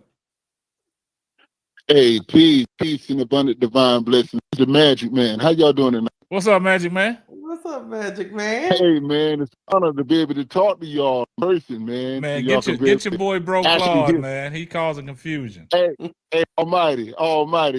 Hey, you know the Magic Man had to come and try to get some heat off you, bro. You get him? I know. Go ahead, brother. I already know, man. Go ahead, Magic Man. What you got for us, man? Hey, man, look. I just want to just simply say, man, I appreciate all that y'all are doing, because honestly, I get of the narrative, you know what I'm saying, pertaining to Angel Reese and all that kind of stuff like that, man. So each one of y'all got my unending support. I just wanted to really let y'all know that, so y'all can actually hear my own voice, you know, because like I said, a lot of typing and all that kind of stuff like that, man. But you know, from brother to brother, so man, y'all are the best that I have seen in day and time that's holding it down. So keep doing what you're doing. You got my full support, okay? Man, I appreciate that, man. Appreciate the call, man. Brother, I love you. Much love, man. Much love, likewise. All right, Peace. cool. Thank my you. man. See, your problem is, man, because she your baby mama. You got to take your feelings out of it, Claude. I ain't glazing it. I ain't emotional. I'm actually take your feelings out of it, man. Listen. When you got people in the chat going at your head, just take your feelings out of it. Hold on, K-Stat. Let me ask you this, bro, Claude. Israel that always be hating, and he a Caitlin Clark fan. Nah, ain't got nothing to do with Israel. Hold on, bro. We're gonna keep the main thing. Let me ask you something. Don't crash out on us now. Next season, you sitting on the bench with your baby mama Dawn. You bringing Fawali off the bench, or she starting? I just need to know. With tonight, or yes, you. Are you starting Fawali, or is she going back to the bench? I'm gonna put her exactly 6-man like she played good at. I'm gonna do exactly what got me there the last time. All of this, who wants to start? That's ego. That's goddamn ego. This is a team effort. Let's not forget. So you can't play. You saying you can't play Latson and Fawali together? Would I do that on a 3-guard step? I would. On a 3-guard, she can make that work. Shit, who's the other guard? She has a 3-guard step. It could be Raven, Fawali, and that's the only 3 guards they got. Yeah, they don't really have a whole. Yes, she do. They got Tessa. What's wrong with you? Tessa's a shooter. She ain't looking. She's still a guard. You said how many guards she got? Hold on. But I'm just saying. Tessa is talking about going in the portal. Yeah, so she's talking about. But with Tessa Johnson though, bro, Claude, this what you got to fail to real. This is what you fail to realize about Tessa. Tessa ain't looking to come up and drive the ball to the cup. Tessa's a shooter. She's coming off these screens. She's coming off these pin downs, right? So now that's what I was saying about Raven Johnson. I think the reason why Dawn won't take her out of the lineup, because you got players like Tessa Johnson that you got to feed the ball to make shots. And I think Raven, as running that sole point, even though she don't score, she's getting everybody else involved, right? And then she's going to go back and put the seatbelt on you. She's going to strap down on defense. So what I'm saying is, if you bring Malaysia Fawali off the bench where she's been successful, but you've seen games where she's only getting 11 minutes, 12 minutes, right? So, like, it's the inconsistencies. And Dawn let it be known early in the season. Like she tried to explain to the people that her teammates' game ain't caught up to her yet, right? Mm-hmm. Try to, I think that was saving grace for Malaysia. But as the season went on, people started understanding, okay, sometimes Malaysia comes in a little reckless, right? And that's why I pointed out in the championship game. When Malaysia came in, the game was in a way in balance. She came in, she absolutely took that game from here to there, and South Carolina could not recover from her mistakes. Single-handedly. Yeah. But you know why I will push back on that? What? You didn't see something? You know why I'm going to push back? And I get it. Did you see something different first? I'm asking you. I did not. Okay. I did not. Okay. But you have told me on stream after stream after stream, South Carolina is 1 through 9. They are. And Fuwala came in and made mistakes as a sophomore, makes mistakes. And that team has a whole bunch of All-Americans, 1 through 9, couldn't recover from a mistake from the second quarter. I beg to differ. Not against a team like UConn, because UConn not by herself in those. What I'm saying is, they look, Raven and Pow and all of them were supposed to come through, man, and they didn't. Hey, when shit go downhill, Keisha. I'm just keeping it a buck. I get she made the mistakes, but 1 through 9 and 1 dictates the whole game. Yeah, that can take that. Hey, that can take the air out your sails right there. I get it, but that means something. Have you ever heard air out the sails? That means mental toughness is. Have you ever heard? It's a little funny. Of the domino effect. Is that real? That's real. Yeah. Is that okay? So one of the greatest quarterbacks of all time said that the domino effect is real. When shit goes downhill, don't matter what type of team you have, on any given Sunday, your ass can lose. And that's what you have failure, and others have failure to realize on any given Sunday, which Sunday was that Sunday. You can have a shit show by one person in the place where they're supposed to be, and it's just like it's just like making a record. So you can hear somebody messing up on falsetto. If they not in unison in the music, get your ass off the microphone, sit down, go drink you some tea. Don't come in my goddamn session messing up. You understand? And it's all like music. Basketball is like music. Don't play with me, Sister Keisha. It's all in you just made my point, so bro God. So there's always a that's chance. What I said. If she not in unison, she can't be in there. There's always a chance that Fuwala could do that. Yeah. So it might be time for you to move on. Let's see how these sisters and brothers go at it. Move on to all the ones that left LSU. You move on. Now he's trying to put the knife to all the people that left your team. I'm just keeping it a buck, and wasted last year. Y'all see what's going on, right? Y'all see what's going on. Last year for a whole lot. No, I know got the knife out. He's digging it in my side. You know what people with an under motivation be going on and talking. Y'all see what's going on, right? Motivation. Sister Keisha, you suck up last year poll and wasted her whole damn life on LSU. Now y'all understand what I'm talking about. I ain't trying to hear this. Y'all listen, man. Straight up. See, I tried to be cool with Keisha, but I know Keisha got ill motivation. I know Keisha got ill. Oh, it fell wild. With your y'all don't know what's gonna happen on this show. You need to stop with that LSU bullshit that you're doing. I tried to be cool, but you done made me go there, and you know, goddamn it, if you not if Stevie Wonder wasn't playing the goddamn keys right, Stevie Wonder couldn't perform that day. Well, because he's blind at what's gonna happen. How about this, bro, Claude? You know, I done already slid in Fuwala's DMs. I gotta censor bro Claude out, y'all. Y'all hear that? I gotta censor him out, man, because you don't know what's gonna come out of his filthy mouth. God damn, L. I tried, L, big girl. I tried, L. I did, L. You know your Are you beeping him? L, I'm just telling you, I tried. I did. I'm trying to pre Fuwala so she can be her. Y'all see that? I got to censor his. He got a potty mouth, man. I'm just got to saying. censor him.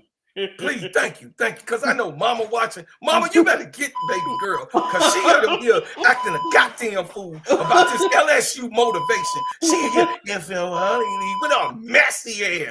Get your mess. You worry about all the damn players that's Rosario's wasted whole life. You done wasted that girl whole life, and you over here talking about what the hell going on. The topic is Latson. I'm just saying. You see how it came back, Keisha? See, this I told y'all, chat. Y'all don't understand, man. Y'all don't never know what's gonna happen on the show. Okay. You know what I'm saying? Behind the scenes, I can't keep these two off of each other, man. It's hard, man. But this is Keisha's all show. I'm saying is I can't do nothing about it. It's Keisha's show. All I'm saying is, look, let her take the shackles off or let her go. No, but now out of your whole soliloquy, Keisha, what you was getting to, what I got out of that, like you told Bro Claude, what you got out of that, what I got out of that is you saying Malaysia Fuwali need to jump in that porter where it's popping. That's basically what you were saying, but you just didn't want to come out and say it. Either she gonna take them shackles off. No. Stop, Keisha. No. Hey, let me tell you, Keisha, stop playing the fence. Let me finish. If I was Fuwali, I'm going in the office and we having a conversation, and based on that conversation, my decision will be made. God dog it. Okay. So first, you want to air your grievances out with the head coach. I got to do it. Or it's got to be the head. It's got to be the rightfully so. This ain't. It's got to be the head coach, the AD, and what else? I don't know about the AD. No, just me and Don. I just need to know, Don. Hey, Don, do you trust me with the keys? Yeah, to Goon, that's what she Cadillac. wants. You know, you got some kids. I got 2 kids, y'all. One kid I let drive, the other kid, no. And I'm confident in saying that. Dawn needs to sit down and have a conversation. No, you didn't say Dawn need to have. You said Malaysia need to have a conversation. No, she need, for real, because it's okay for you not to fit somebody's system. Look at Haley Van Ness left LSU and went to TCU and fit a system. This woman, look, it happened. Hey, I know it happened. Hey, would you tell this young lady? I'm trying not to, and I'm listening to you. It's your show, Keisha. But God damn it, would you listen? Keisha, I'm just trying to stay. I'm trying to listen. I'm trying. I'm advocating Malaysia Fuwali to LSU. Hell, would you tell this woman you standing on Don Staley as if Kim Mulkey didn't break people's hearts and lose lives, as if Kim Mulkey ain't lost lives over there. The topic is not about Kim Mulkey. Kim Mulkey ain't gonna listen to nobody, and she gonna be weird and do what she needs to do. Not weird. It's enough money over in South Carolina. Got the #1 program that's giving the #1 money. You know that, don't you? You know that, don't you? You know that, don't you? Don Staley is the #1 coach. Do you know that? Look, so hey, look, we don't do Caitlin Clark debates over here. We ain't talking about no money. She gonna and get no the views money. and who getting the bag. We talking basketball. Somebody came in glazing. You know what? She glazing, trying to get Fuwali over there to LSU. That's all she doing. I see her bottom line. She win. You better, Auntie. She wins. Hey, Auntie, I ain't got. Man, y'all in that Bro Claude. Next subject. Next. Hey, nah, Bro Claude then crashed out without no donations, man. You can't do that no more, man. They gotta pay to play, man. Hell, I tried, L. I was over here being nice. I got my hair done. I got the, you know what I'm saying, the shea butter on my face. I'm on, you know what I mean? My hands ain't ashy. I'm over here trying to be cool. And this girl over here talking about, if Fuwali leave, I'm just trolling. We really got too many guards. We need post players. My Tigers need post players. I was just you need everything. You need everybody. I don't need everything. No now you're capping. Crash out only sessions number 4. ain't free. Only 4 is there. Oh yeah, y'all got somebody Michaela today. Williams is there. Who? Where Timpson? And Michaela. Yeah, Michaela. That's true. Thad Parker, Malaysia. That's my girl. Malaysia makes poor decisions. You got it two needs to be set down sometimes. People she didn't mess up their lives. You talking about Rosario? Now, Paul messed up Rosario. She in a McDonald's commercial. Angel like her. Angel like her. Angel like a lot of people. That don't mean they can move them big old puppies. Nah, I needed her to move them puppies. A lot of people like Angel. Rephrase right. That. Yeah, a lot of people like Angel. That. Yes. Yeah. And she don't like a lot of people. We can't have Bro Claw crashing out no more. Crash out sessions ain't free. I'm just saying. Big girl. Thank you, big girl. Ring big girl up. All right, I'm finna ring big girl up. I love you, big girl. You already know. I tried to. Keisha over here messing with me. I ain't said nothing. They can't even run a smooth production. Where's the ring up? I'm over here minding my business, right, Chad? Where's the ring up? Press the button. Where's the ring up? I'm over here minding my business. See. Thank you, big girl, for $2. Let me say something, Chad. Big girl, Chat, not too much. She said, "Bro Claude, not too much on Kim and the LSU." Let me say something, Chad. Let me tell y'all something, Chad. Sister, not too much on the soul. Hold up, Bro Claude. Let me talk to the chat real quick. Chat, I this is serious, man. All jokes aside, I got to talk to y'all, chat. Just hear me out. You see this discussion, and they talk about giving the keys to somebody. Are they going to give the keys to Malaysia Fuwali? Are they going to give the keys to Tanaya Latson? Well, God damn it, I might crash out. Because of the fact is, I try to give the keys to Keisha and Bro Claude, and they fucking up the church's money. They cannot run a fucking smooth production. Everything ain't on cue. This cat crashing out. He can't ring nobody up. I don't know what the hell's going on. When you see that, you got to ring them up. Do your job. Because if you don't do your job, you can get replaced. I got plenty of room for a lot of people. You know, people hit me in the DM all day talking about, can I be a part of the show? Mm-hmm. And I'm getting pissed off right now because they can't even, I give them the keys and you see what happened. They can't even get the car out the garage. This is terrible. Hey, that's because he was talking about his baby mama. You know, he gets sensitive. Instead of just going, I'm see, case out. See. Hold on, but what that got to do about the ring up?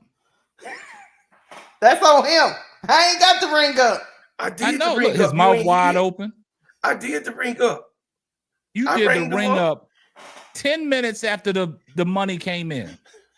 You might as well let him steal the money. No, I got the pistol on the register. Nah, you probably can't even get that off in time. No, it's right here. Look.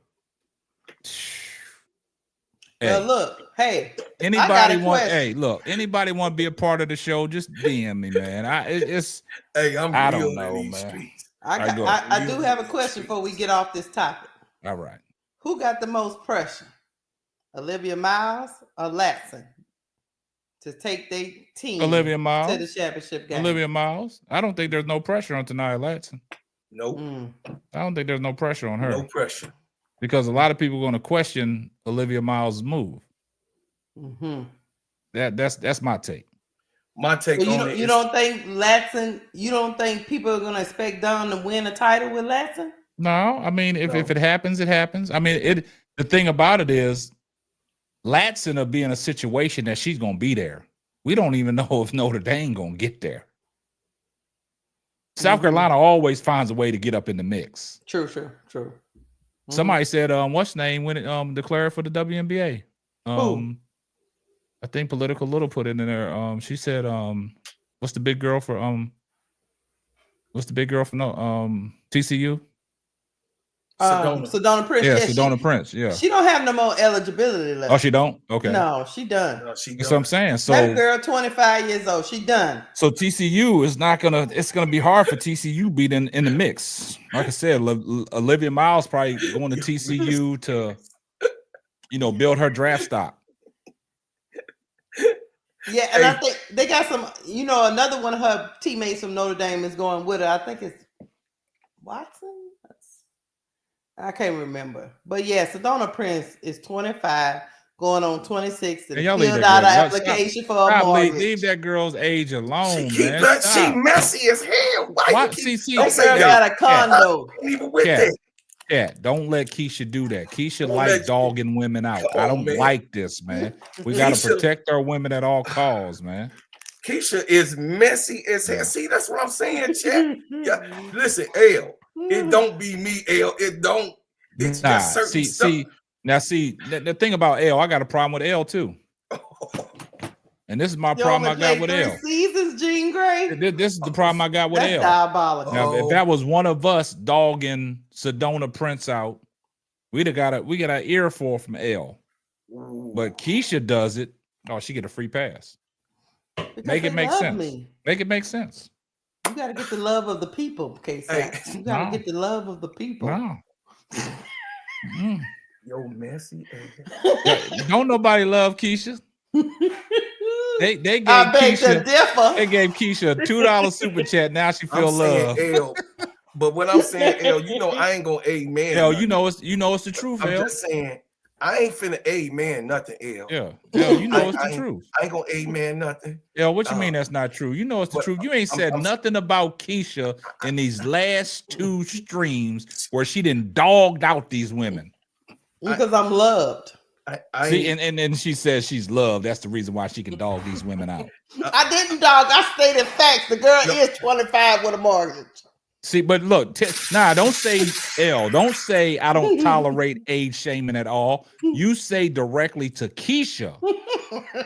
Don't. I want you to put Keisha's name in your chat.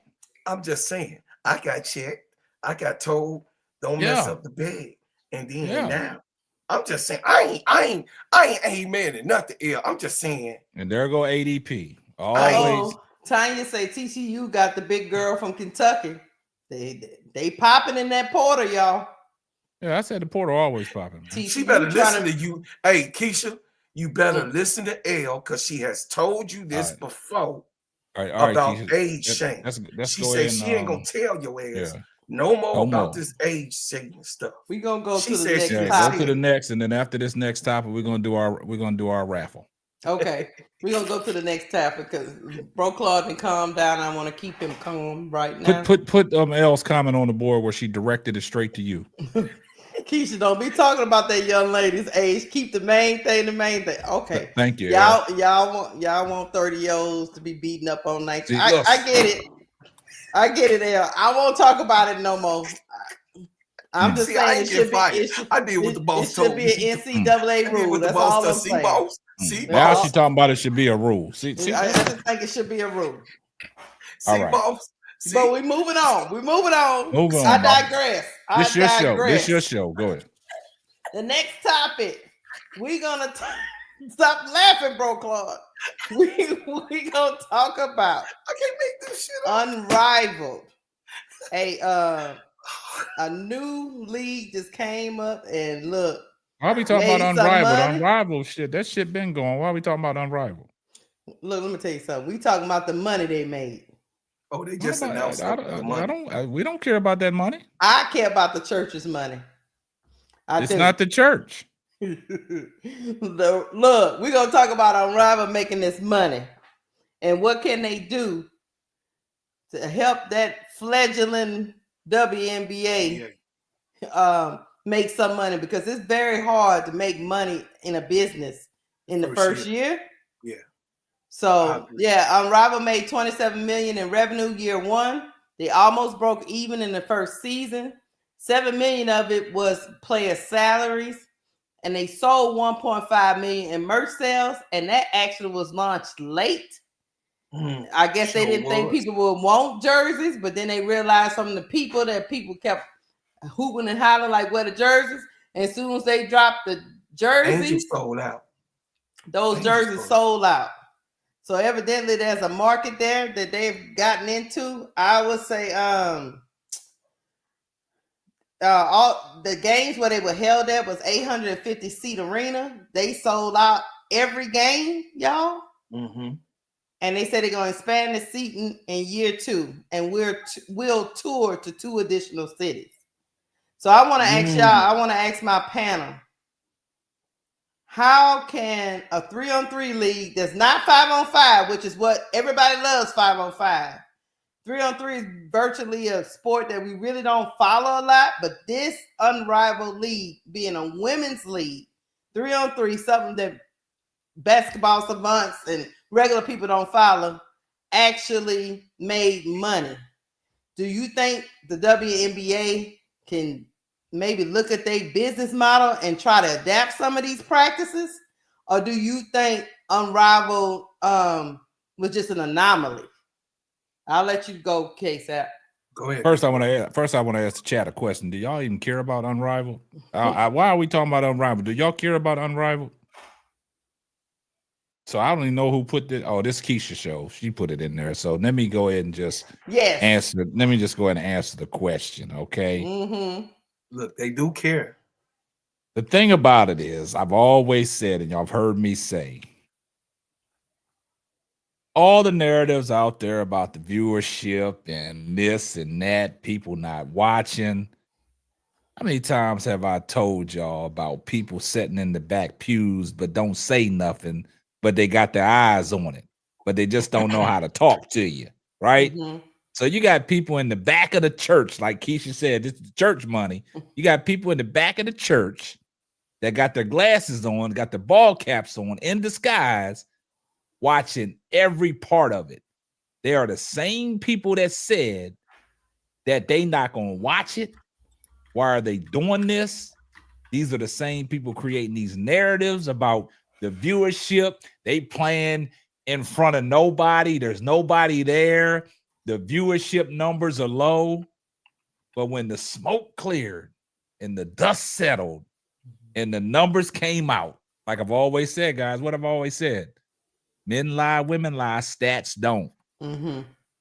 So for everything that Keisha presented on the big board, that made them look like a liar. So for anybody that said that Unrivaled was not going to do successful, they got nobody watching because so-and-so, their person wasn't a part of it, that's the issue. And they did well without that person. So the WNBA needs to look at it. Like, how was we so successful in Unrivaled? How did they pull this off? Because if you look at it, they marketed everybody that played in Unrivaled. What they do? They marketed everybody that played in Unrivaled. And for these teams that have their content creators put out videos of how they interacting with everybody, how everybody's a focus, how everything's doing in practice, how people are meshing together, putting out these little clips. But the clips was not just one person, not just two people. It was everybody in Unrivaled. And it seems like everybody in Unrivaled almost conducted an interview with somebody at some point in time. When have you ever saw Angel Reese sit down with Collier Copper and Lexi Hall? That's 3 faces, right? Everybody's watching. The Rose Ball Club Instagram social media site was popping. They kept you abreast. They kept you abreast. They had the runway. They had models like Rakia Jackson coming down the runway. Go ahead, Black. It wasn't just focused on one person. They shed light. They gave light to everybody. So the WNBA needs to look at that. If you're going to have a successful second season, let's spread the love to all these women because they all deserve it. And I'll drop the mic. Look, hit the explosion. Hit the explosion for that K-Sap. Look, bro, Clark, though, I will tell you, they even out here perpetuating the narrative that Angel Reese bought all her jerseys herself. That's why she sold out in 5 minutes. they grasping for straws, K-Sap. I'll let Bro Clark go. Ain't that many straws out there. Go ahead. Well, y'all heard Boss. He was right on point and dropping the mic. I don't have to go behind something that was just so well put together and what he said. We just saw a demonstration of non-racial, non-biased, non-narrative implemented, non-irritational, motivated, underlined discrepancies to put money in the bank. We saw a clean-cut business demographic, and it worked. Listen up, Miss Lady, Miss Commissioner. I ain't gonna even say, Kathy, you ain't gonna be there too long. Anyway, Miss Commissioner, you need to get with Napheesa and Stewie and her husband, and his partner to have put them in the WNBA office to help you with the scrutiny that you had unleashed and embellished. We all know who you are, Kathy. You're a shark. We know who you are. But guess what? Sharks die too. And I'm done. Hey, I will say this before Keisha takes the mic. Bro Claude, you expanded your vocabulary tonight just in that one soliloquy. I gotta give you props there. You was clean, clear, and concise. You didn't crash out. Got your point across. Y'all need to give Bro Claude a round of applause. Let's give him a hand clap. Put it there. Go ahead and give him a donation, man. He deserves donations for that because he kept it straight to the point, and he didn't even cuss, y'all. I thought he was gonna crash out. I thought he was gonna say, look, y'all. Nah. Let me tell you what it is. I thought he was gonna do one of them. But nah, he kept his Donation. It's a donation. I thought it was the trash. Don't be hitting on me. Some money, stupid ass. I whoop your ass, Clarence. Don't call me now. What's you tall black motherfucker? There's women up inside. I don't give a fuck about them. Ain't nobody give me nothing. Wow. Yeah. Claude, look, I will say this.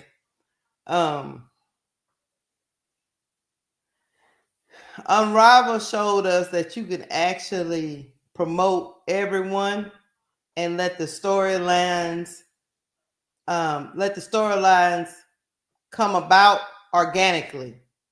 We got Fee versus Angel, and that rivalry started organically. They didn't have to push a narrative. It came from the court. So, and also to have jerseys from the Rose team, all of them selling out. It's just it shows you that they were invested not only in the headliner, but they were invested in the team as a whole. That even though your headliner gonna get the most shine, there's nothing wrong with that. Caitlin Clark's gonna get the most shine. She's a headliner, but you can still put some focus on the other women in the and maybe absolutely all boats will be lifted up over the tide. You can't just ignore the other people on the team for one person. So it showed you that, look, everybody on the Rose team, all their jerseys sold out.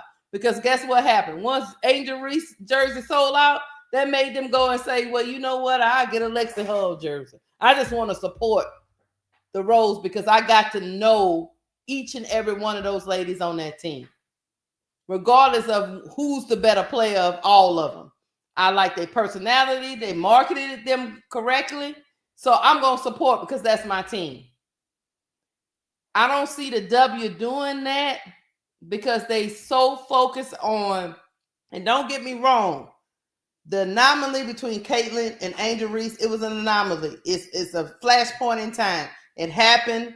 It was a big deal. It brought in casual fans that didn't care about basketball because we in America, we love good versus evil. We love calling ourselves going through this narrative where we gonna rail against evil, and so everybody got to pick sides.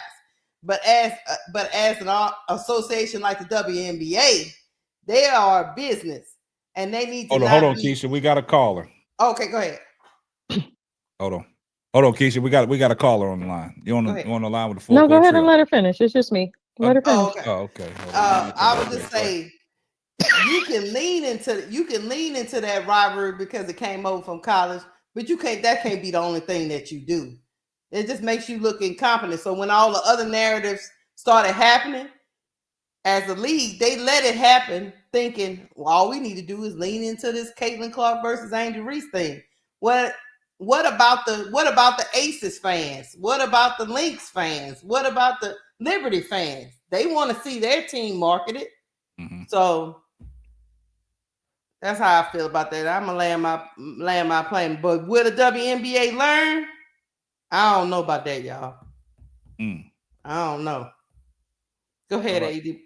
Is that AD? Nah, that's your mama. Come on. Shut up. You get on my nerves. What's up, man? Hey, What's good? Hey, no, I think Keisha. Hey, brother. Talking about that's your mama. Keisha really hit it on the head. I mean, all of you did. I would just add that I think, and this is just my marketing brain. Anytime you start talking about branding and marketing and storytelling, that's my thing. What the W can learn from Unrivaled is a lot of different things, but the key thing is Unrivaled didn't promote basketball. This is a class question. What did Unrivaled promote this inaugural season? The ladies. What did they promote? Mm-hmm. Storytelling. Mm-hmm. Storytelling is universal. It is the one thing that connects people regardless of age, race, religion, identity, social economic background. Storytelling is literally the thread of the human race, like just, humanity. Mm-hmm. And so they were smart in how they approached. Yes, the product is basketball, but the overarching theme, the focus was the stories. There were players that I knew of from the W, didn't really follow their game. There were some that I did follow their game, but didn't really care from them. Like anybody that is able to take a player like Alyssa Thomas and humanize them in my eyes has done very well. And that's what we saw Unrivaled do over and over again through the power of story. And storytelling showed up in a lot of different ways through their content, like you said, the sit-down interviews, the TikToks, all those things. And so that's something that the W can definitely learn and take out a page out of Unrivaled's book. But I don't think that we're going to see it. There has to be a change in leadership and or mindset.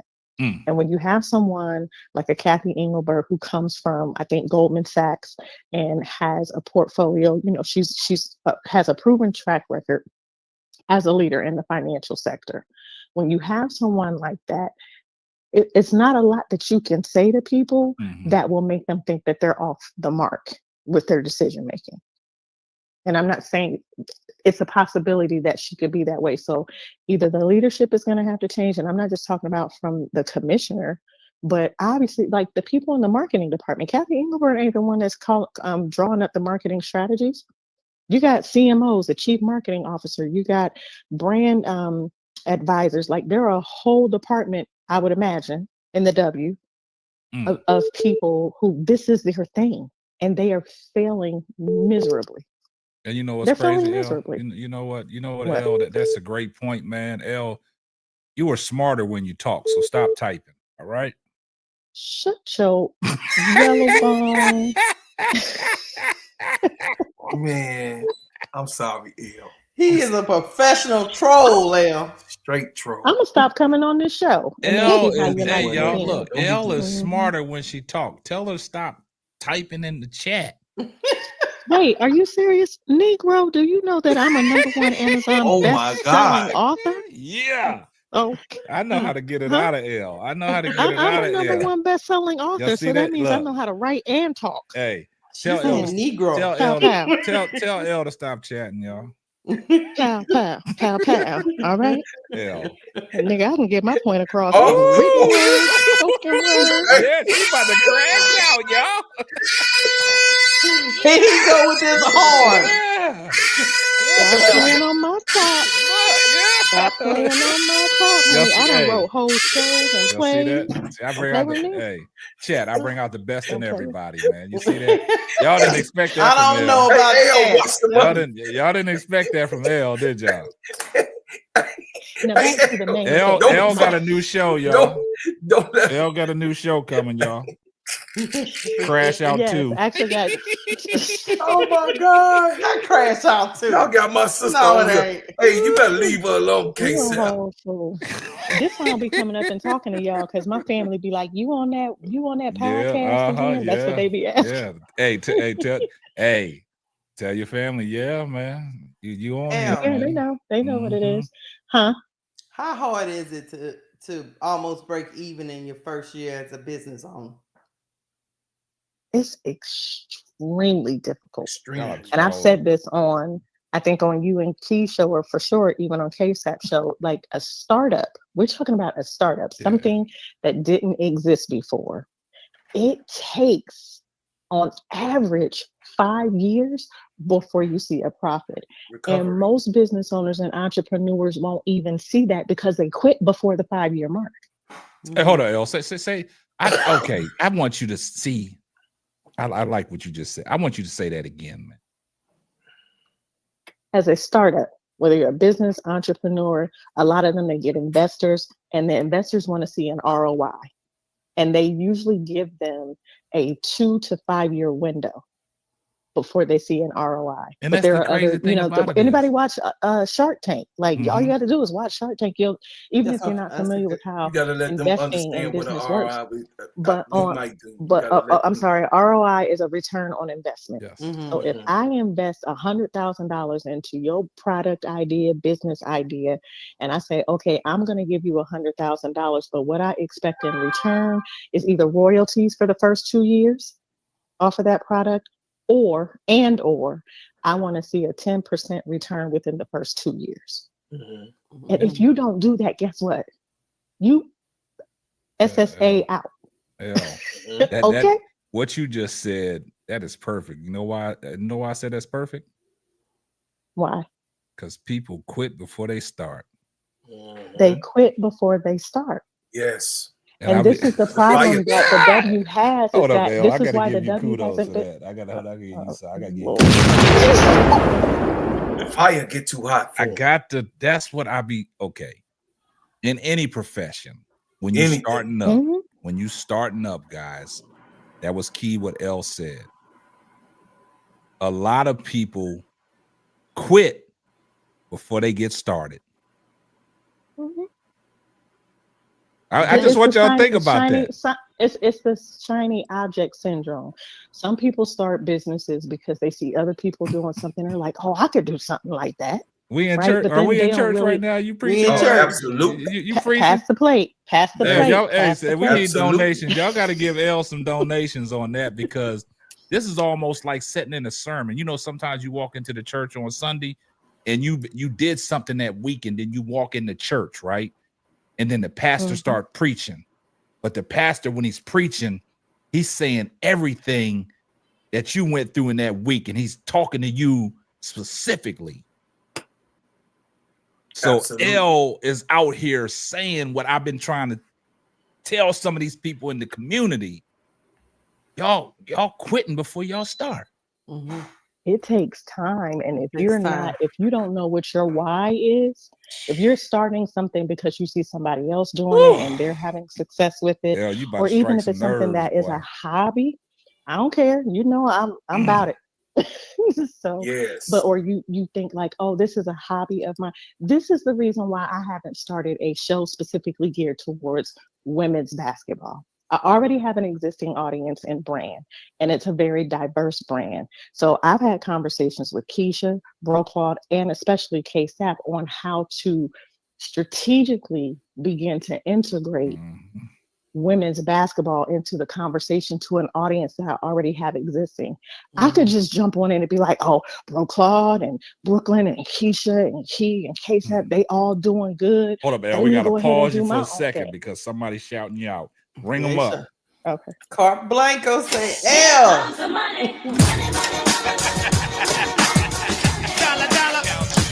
Before L go any further, Keisha, lock the doors. Lock the doors. Okay, all right, go ahead.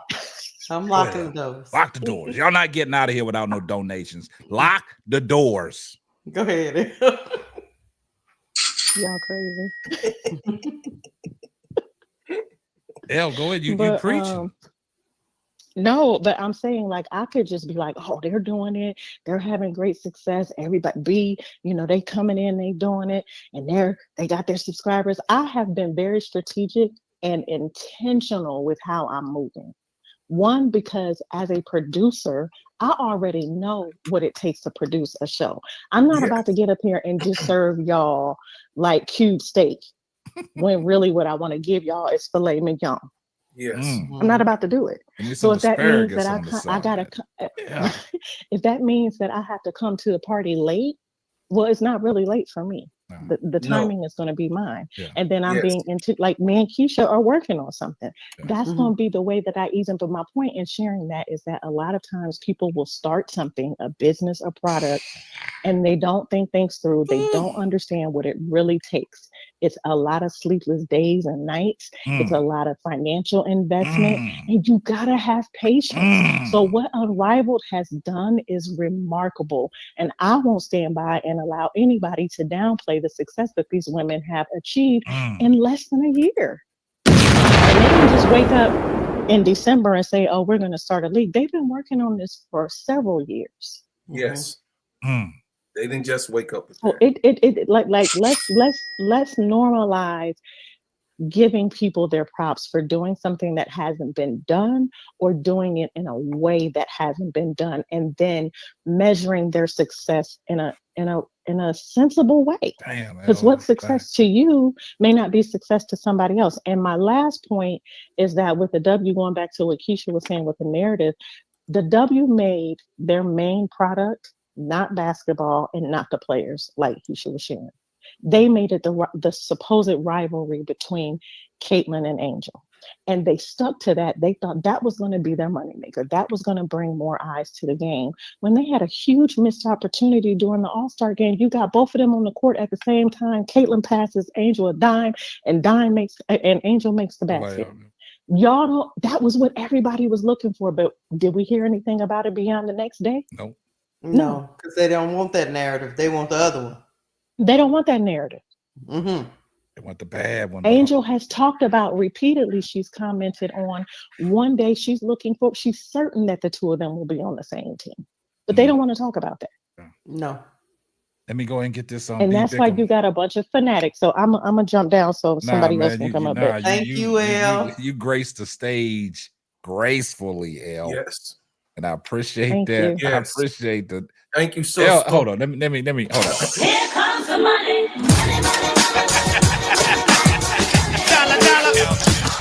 Yeah, L set it off, man. Give L a round of applause. Mic drop. Appreciate the call, L. I appreciate y'all. Love y'all. Y'all keep it up. The bro clots are messing up the daggone bag. Wash them out with some soap. You just did what you just did. Nah, she got a free pass on that. Thank you for the super sticker, B. Bickham. I didn't guess. Yeah.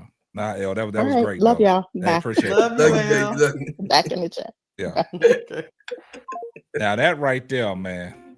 Hold on, we got another got a new one. You on the line with the Full Court Trio? What's up? Hello? Good evening. Good evening. Can you hear me? Yeah. Yes. Come on, BD. What's up? BD, what up? Normally, I would come on here to cause confusion.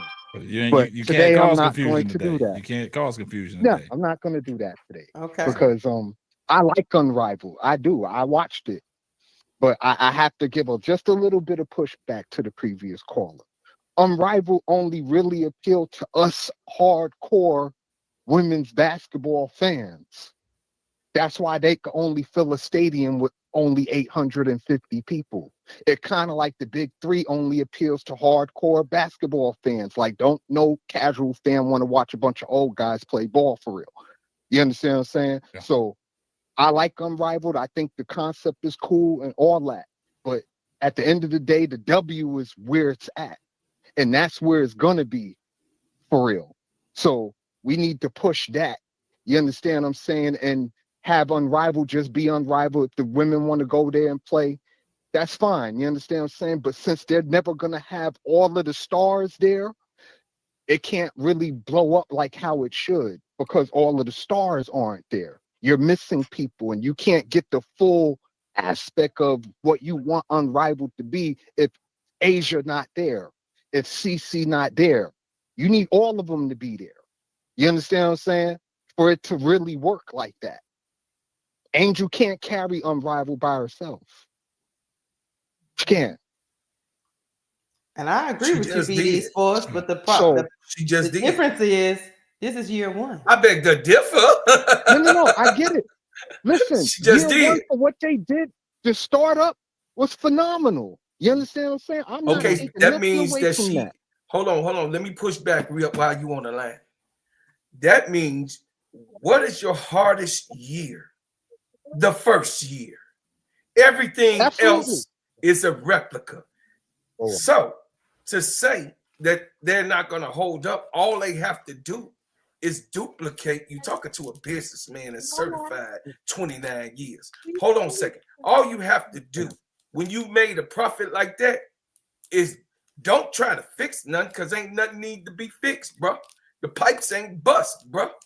All you need to do is keep running the water down the same drain that you ran it down before and don't change no type of other access. So we don't need no Caitlin Clark because they didn't need her this year.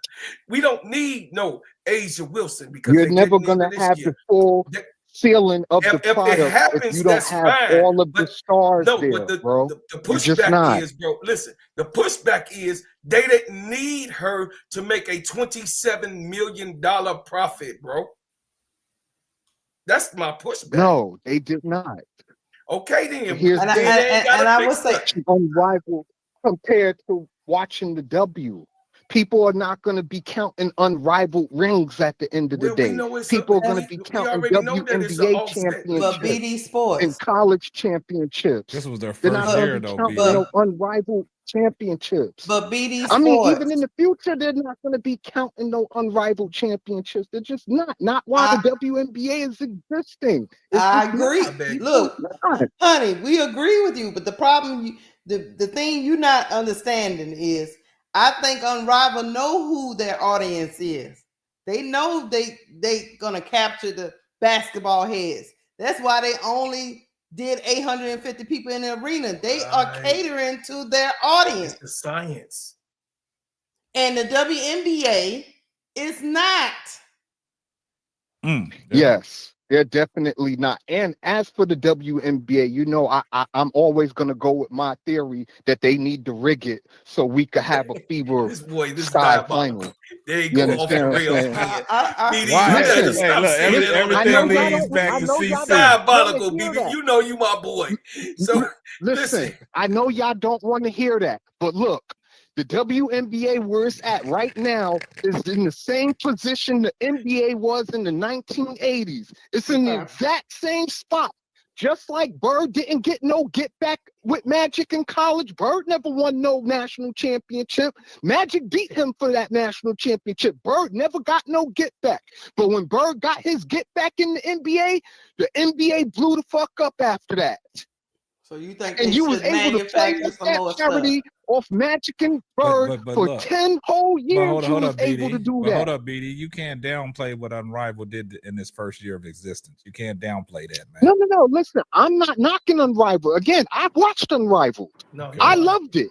Mm-hmm. But again, it's for the hardcore women's basketball fans. It's for the hardcore fans. It's not for the casual fans. I want it to be for everybody, not just for the people like me that are fanatics and just love basketball. So you think let me ask you a question. So you think the WNBA for everybody? It should be. And it can be. So can If you play on this parity. So can If you Unrivaled. play on this parity, the WNBA will blow out of the water. All right. Listen, I know y'all don't want to hear the whole. Listen, I know a lot of y'all don't want to hear the whole Caitlin Clark, Angel Reese thing. I'm sick of the racial element of it, to be honest. Personally, I'd much rather in a perfect world have it be about basketball, but that don't make good business sense. You don't make money that way. You make money off the animosity, you make money off the parity, and you make money off the racial division. That's just a fact. Listen, I grew up in New York City. Stay divided, we ain't hate the Celtics. Listen, I grew up in Brooklyn, New York. We ain't hate the Celtics because they were from Boston. You know why we hated the Celtics? Because Larry Bird was a white boy killing motherfuckers and we couldn't stand it. So we all gravitated to Magic because he was black. I mean, I like the Celtics. It ain't have nothing to do with basketball. It had to do with what you feel on the inside. And that's what I'm trying to get. Listen, I want these ladies to get $1 million contracts and get paid like the men do because they're balling like the men do.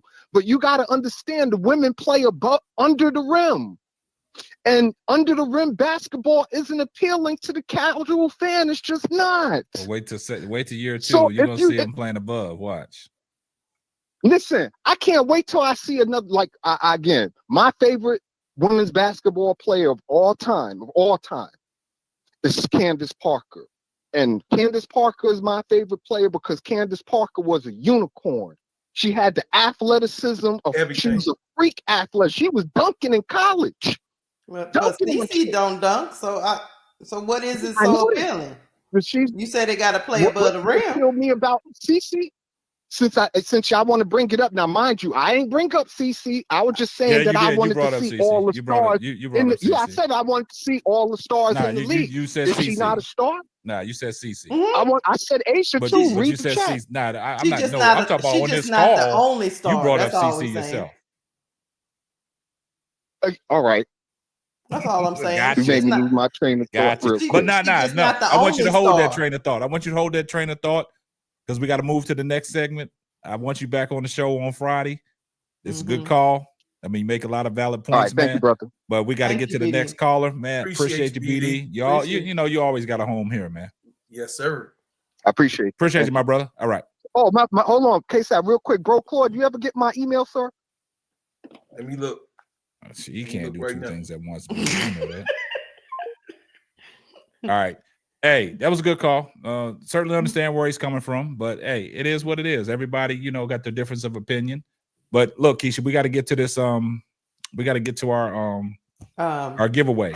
Okay. So go ahead and I'm gonna present my screen. I got a BD. I got it. I'm gonna look at it. No, he's off the phone. You just gotta respond. But I'm just telling he can hear you in the chat. Yeah. Okay, you presenting your screen? Yeah, I'm gonna share my screen.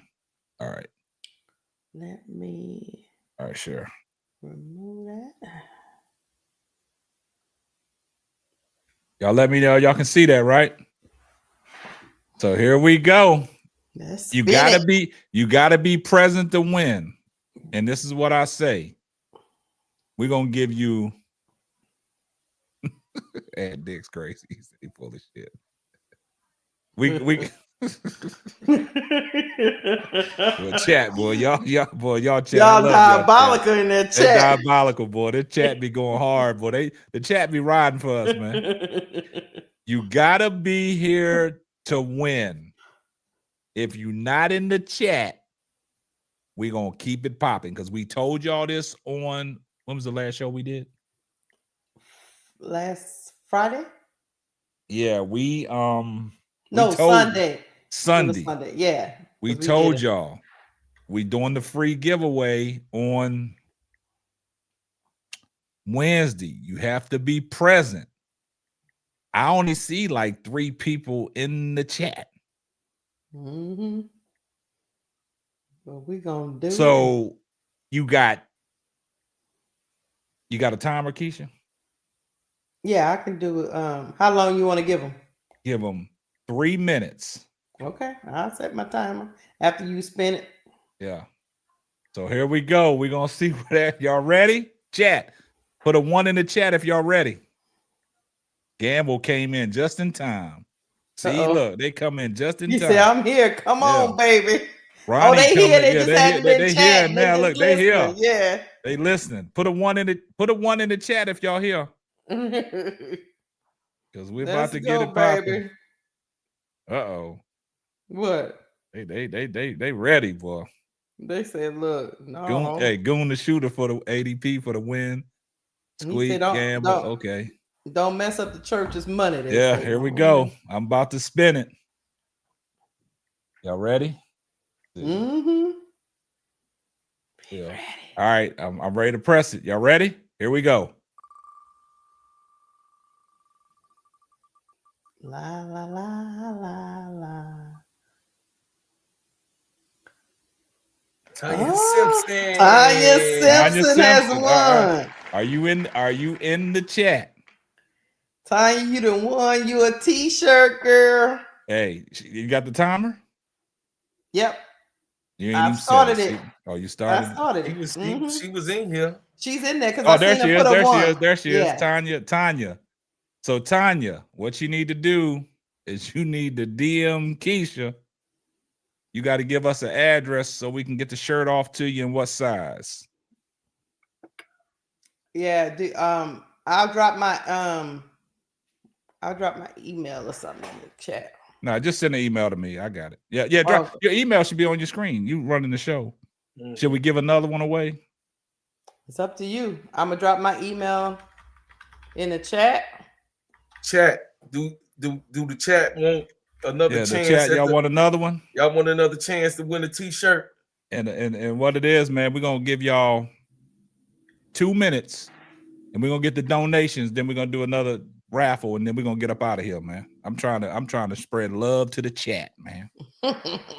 Chat, put a yes in there. You want another chance? I give y'all a chance to get another one. I see you, Sister Patricia. Tanya, send your address to the email on the screen. We need 5 super chats, and then we'll spin it again. 5 super chats, and we'll spin it again. Let's do it, y'all. Y'all already know 5 super chats. Let's go. I might throw a $100 gift card in there. Oh, he will do it. He do that. He try. No, he do that. I appreciate you though, K-Sap. You always give it back. You know, on your channel. Gotta give back to the community, man. Gotta give back to my chat, man. The chat is why we here. The chat is why we here. Put the yes in. Come on now. We need 5 super chats or a super sticker. Come on. Don't matter. Don't matter what it is. Oh, Ronnie repass. Ring him up. Ring him up. Let me ring him up. Here comes the money. Ronnie, 99. Thank you so much, brother. We're about to get it popping, man. We need 4 more, and then we'll get it popping. If we get 5 more super chats, we're gonna do 3. We're gonna do 3. We're gonna do 3 spins, man. We're gonna give 3 lucky winners a chance to get one of these t-shirts hot off the press. Come on with it. Ray Stewart, bring him up. He said, "Run it back. Bring him up." Here comes the money. Uh-oh. Got another one coming.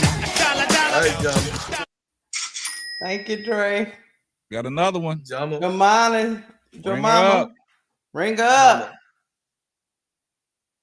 Here comes the money. 3 more and we ready to go. BD Sports. Ring him up. He caused confusion. What is that? Oh. That's you, Keith. You sure did. I was like, what the heck is that? Right. Hey, I love confusion, but I love my black women more. There you go, BD. Yes, Thank you, BD. Love you, man. 2 more and we running it back, man. 2 more. Got 2 more. Dose. Let's run it. Come on, so we can hit the switch. So we can get up out of here, man. We try to give. Hey, Miss D. Hey, Miss D. What's going on, Miss D? Where you been at? You My late lady. to the party. Yeah. 2 more, and we can run it back, so man. I can fix me something. We're gonna give 2 more shirts away. 2 more super chats. We'll give two more shirts away. 2 more super chats, 2 more shirts. Let's do it. That means we're gonna spend it. Gamble. He hit it. Israel. Israel.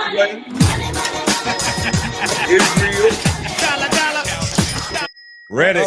Ring Reddick up. Read it. I read up. I really did it. Reddick said 4. Ring Israel up. He said this for CC. I'm gonna let you get away with that, Israel. I ain't got no problem with you. All right, I ain't got no problem with you, Israel. My Much man, love, my we brother. all good, Israel. We all good, Israel. All the time. No problem here at all. No problem at all, Israel. Oh, Reddick. She said 5. Look, Reddick. She bring Reddick up. She getting in the pot. Yeah. Here comes the money.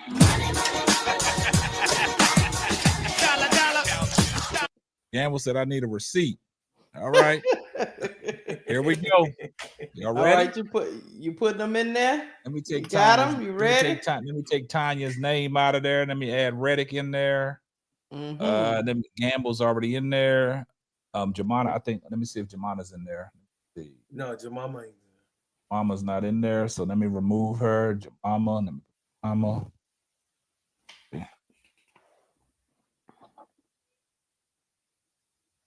Okay, and put Reddick in there. Is BD Sports in there? Yeah, BD's. Yeah, I got BD in here.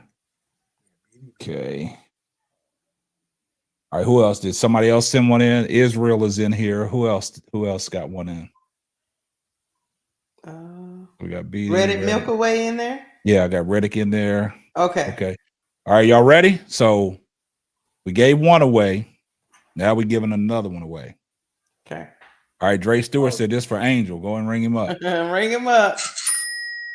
Here comes the money.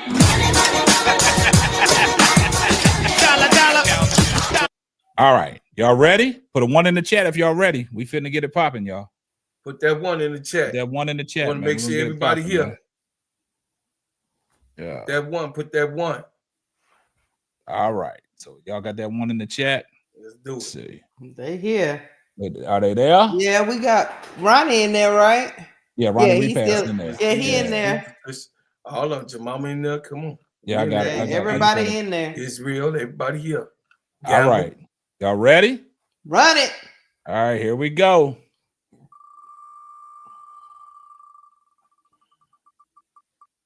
This is fun, y'all. Kurt Blanco. Is he in the building? Kurt Blanco in the building.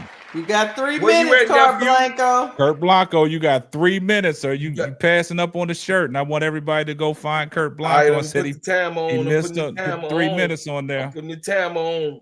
We're gonna run it back. If we don't, hey, with Tulip, we don't know if Kurt Blanco in here. He in here? Oh, Kurt. Calling Kurt. 2 minutes, 45 seconds. We got the timer on. We got the timer on, T. Carmelo. If Kurt not there, we running it back. You gotta say something. You gotta say something, Kurt. Are you passing out on a hot? Oh, he there. there. He is. All right, Kurt. Send the email. Put your email on. Let me put my email back up. There. Put it on the screen. Kurt Blanco, send an email to Keisha with your address and your size. Pin it to the screen, Keisha. Yep. Hey, everybody that wins, you'll have to send an email to Lakeisha Green. Give them your name and your size and your address so we can get it off to you as soon as possible. Size, name, address. Tanya, size, name, address to that email address on the screen.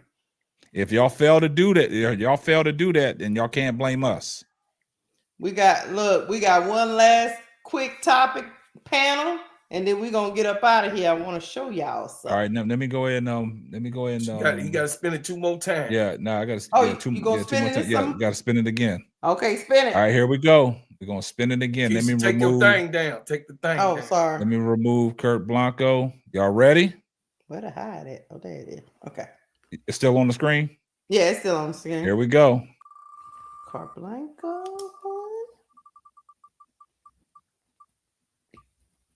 That damn Israel. Israel, you won. You in the chat? Israel, you still in the chat? You want a t-shirt, Israel? Israel, you still in the chat? Let me know, Israel. I'm pinning my hey, Israel, you got email. 3 minutes. You got 3 minutes. You on the clock. That's 3 shirts. We giving away one. Yeah, he there. Hey, All email Lakeisha to that address, man, with your size and your address so we can get it off to you. Yep. All right. Take the thing down, Keisha. Hold up, not yet. Let them. They gotta get the email. Yeah. Okay. One last one, and then we're gonna get to this last topic. We're gonna get up out of here. Nah, I'm gonna take it down when you ready, KSAP? Yeah, we're gonna run it back, Kurt Blanco. You already won you a shirt. Right. Send me an email with your name, size, and address. Gamble said this is rigged. He said I prayed this morning. All right, that's remove Israel's name out of here. Okay. Say it's remove Israel. All right, here we go. Y'all ready? Spin it. It's getting thin. I'm y'all Vanna White. Spin it. Yo, mama. My girl. Mama. Yo, mama, is she still here? Yo, mama, is you still in the chat? Got 3 minutes. Got 3 minutes. We running it. We running that timer. 3 minutes. Come on. See, this is what we do. We give back to our. Oh, there she there. Hey, put your email back up there, Keisha. I'm about to put it back. You know her, right, Keisha? She be in my chat. Okay. Send the email to Keisha. She putting her thing on there. We're gonna spend it one last time. We might as well. That's 4, right? Last time. Yeah, that's 4. We're gonna give away 5. There's my email. I need your name, size, address, your mama. We're giving away 5, man. That's how I feel. That's how I feel tonight. That's how you feeling tonight. That's how I feel tonight. That's how I feel. Okay. Right. Giving away 5. Spread the word. Spread giving away 5. the word. Spread the word. Last call for alcohol. Here we go. Last call for the alcohol. Let me take Joe Mama's name out of there. Okay. Y'all ready? Here we go. Okay.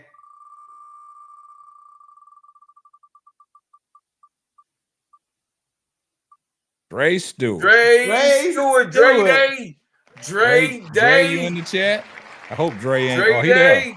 there. Dre, you just won. He talking about I never win. You just won, Dre. Dre, you just won, man. Let me see when he responds. Just won. Let me see. You got 3 minutes. Less than 3 minutes now. Come on, Dre. Respond. Where you at, Gotta Dre? respond. Where you at? There he is. There he is. No, he ain't there yet. No, that's T. Camilla. Oh, T. sorry. Camilla ADP. Where you at, Dre? Where you at, Dre? Uh-oh, Dre, you on the clock. You on the clock, Dre. Dre was just somebody in the go chat. find Dre. Somebody go find Dre in the back of the church. Yeah, go find Dre. Dre in the back of the he got went a to ball the cap club. on and glasses. He done went to the club already. We ain't over at the club, Dre. We over here trio. Yeah. Oh my God. There he is. He say here. Go ahead and email Keisha with your size and your name, size, and address. Yeah. Name, size, and address. Email on up there on the screen. Email me. I should get 5 emails from you guys so I can get you your t-shirt. Yeah. All right. Y'all got it? Y'all got the email address? Y'all got it? Do our last topic, then we're gonna get up out of here. Let me go ahead. Let me stop sharing the screen. Get them off the screen, Keisha. Okay, let me move this. Yeah. All right. Oh shit. So go ahead. I'll say what I'm trying to hide it. That's what I'm doing. Okay. All right, y'all. You ain't hiding nothing. I didn't hide it? Oh, I need to remove you. Yeah. Okay, there we go. There you go. Go ahead. All right. So I think the next topic is about our girl. And I seen some footage a little earlier today that our girl is back in the lab. And the reason why this is significant is because I don't see no brace on that wrist, KSAP. Yeah, she's shooting with that left hand. Yes. So what you think? What you think, Pamela? That's a good sign. That's a good sign. She good? Yeah, because when you shooting with the flick of the wrist like that, that means you got motion in that wrist. you able to, flick of the wrist, because I don't know if it was the wrist or the hand, but she got movement in there. She got feel because she can feel the ball and she's shooting. So that's a good sign. So I'll go ahead and I ain't got too much to say about that. I'm just going to let this lay where it's going to lay because, everybody's going to, try to say something about it. But we all know the real. She's back in the lab and they don't want her in the lab. And that's the problem. They trying to keep her out of the lab. She's in the lab and I'll leave it. I ain't even got to talk about how she won.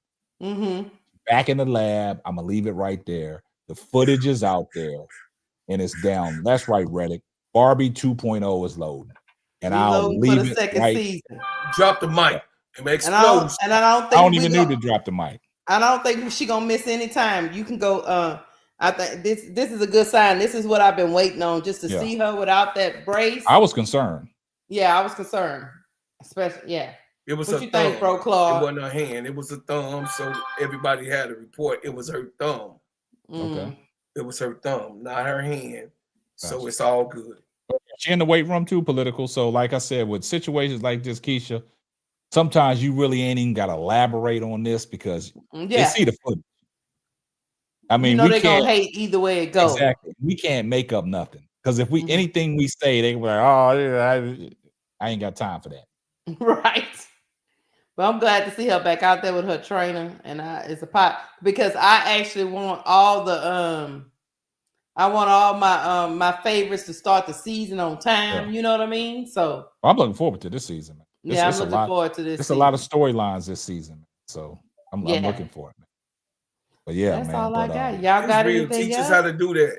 I'm interested on that. I will say this, man. I think I got guys. I'm gonna let y'all know, man. My birthday is April the 16th, right? So this Friday, I won't be on the show. I gave the keys over to Keisha and Bro Claude, so they're gonna be running the show. I will be absent on Friday. I'm going out of town for my early birthday weekend. My wife taking me out of town to parts unknown. She just said, pack your bag and let's get to the airport. So I don't know where I'm going, but I'm just letting you guys know I will be missed. You know what I'm saying? What's up, Lisa? Oh, yours is 17th. I will be missed. So I don't know. I don't know what Bro Claude and Keisha gonna do. I don't know if they're gonna give y'all a free giveaway. But if I was gonna be on the show on Friday, I was gonna give away a $500 gift card. That's how you trolling. That's how I'm feeling, Brother Claude. So you gonna y'all let this go down? So y'all talk to y'all's compadres about giving away something, right? Because I like giving back to my chat when I'm available. I don't know if Bro Claude and Keisha do the things that I do, but that's just what I like to do. So if y'all come on the show on Friday, because I will be tuned in, but I'll be in the back seat. Y'all won't know I'm tuned in. So if they don't give y'all a free giveaway or anything like that, they like Keisha said, Mwaja Fawali need to go in and talk to Dawn Staley. They need to come talk to me. We're gonna see why that didn't happen. I can't stand you, K-Sap. That's what's gonna happen. Yeah, Aries taking over. But if I was gonna be here on Friday, what'd you say, baby? You think that I should give away more? I thought about that. Hey, so the next show, that package that you put together, that's what, yeah. I mean, if you want to bring it in so I can show it to them.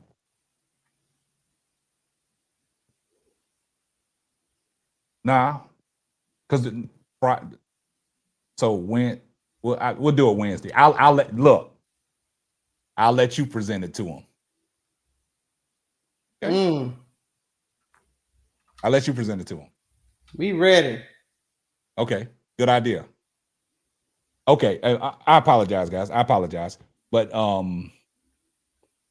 hey, the chat said hey. My wife put together a nice little package. I forgot all about it. She put some things in a basket and stuff and everything. So I'm gonna let her present it because I'm gonna give that away on Wednesday on our next show. But damn, I wish I was available Friday, man. That $500 gift card. I know some people could use that, man. So chat, y'all better talk to Bro Claude and Keisha before y'all get up out of here, man. Because I don't know what they're gonna do Friday. You know what,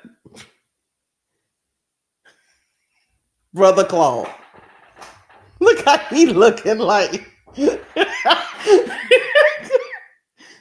Hey, man. Chat, I'm serious, man. You gonna pop it? Look, put it in the chat. You want him to pop in and give away that $500? He can pop in for 2 minutes and get that away. I'm just gonna sit here and sip on my tea. You know what I'm saying? I'm ready. Oh, now it's a $500 Visa gift card. Oh, I might put my name in the You can do what you want to do with it political. You can do what you want to do. I don't think that's going to happen because I'm not here, and I don't know if Bro Claude or Keisha is willing to do that. Keisha, you running a damn show. You can't put your damn name. Boy, I swear to God, what the hell type of producer you is? My name's gonna be on the wheel, Bro Claude. See, as soon as you made that, they gonna be like, that shit is real. Now Keisha's stealing from the church. Gonna blow up the room. God damn, she's stealing Keisha, from I the be church. trying to save you, and then the yellow bus just come out and look. My name gonna be right there in red, just spinning like a spinning top. Man, y'all let us know if there's any topics y'all want to cover. Don't ask them about topics. Ask them about the free giveaway y'all gonna give away. You gonna pop in and give them the free giveaway? I'm not popping in to do nothing. You popping in, Aries. You popping in. See what Keisha doing, y'all? Y'all see what Keisha doing? You are fearless leader. You popping in. You got the keys. I'm in the back seat. Hey, you driving the shit. I'm just fucking the tail. Dawn can give fool all of the keys. That don't mean she control the church's money. You got it. I won't be out of sight, out of mind. So I don't know what topics y'all gonna talk about. Somebody give me a report back. You know what? Right, she's deflecting political. She is deflecting. I am deflecting. Yeah, you deflecting. I do have one thing. I'm give y'all a little bit of homework. I want to know. Bro Claude. They don't want no homework. They want some. Bro Claude, let me tell you something. K-Sap ain't going nowhere. K-Sap trying to hold that doggone Visa card by himself. I want to see my flight is already booked. Come on, K-Sap. Even in the airport, you can get on the phone. Hey, look, my wife told me she's gonna take my phone, so I can't be on my phone. All right, Miss K-Sap, I can't be on the phone, man. I'm with you on that. You right. I can't be on the phone, man. So what about next Wednesday? You can't bring it next Wednesday? Is that what you're saying? I can bring everything next Wednesday, but I want y'all to do something for the chat on Friday. Mm-hmm. What this got to do about me? Mm-hmm. Bro Claude, what we doing for the chat on Friday? Give me some ideas.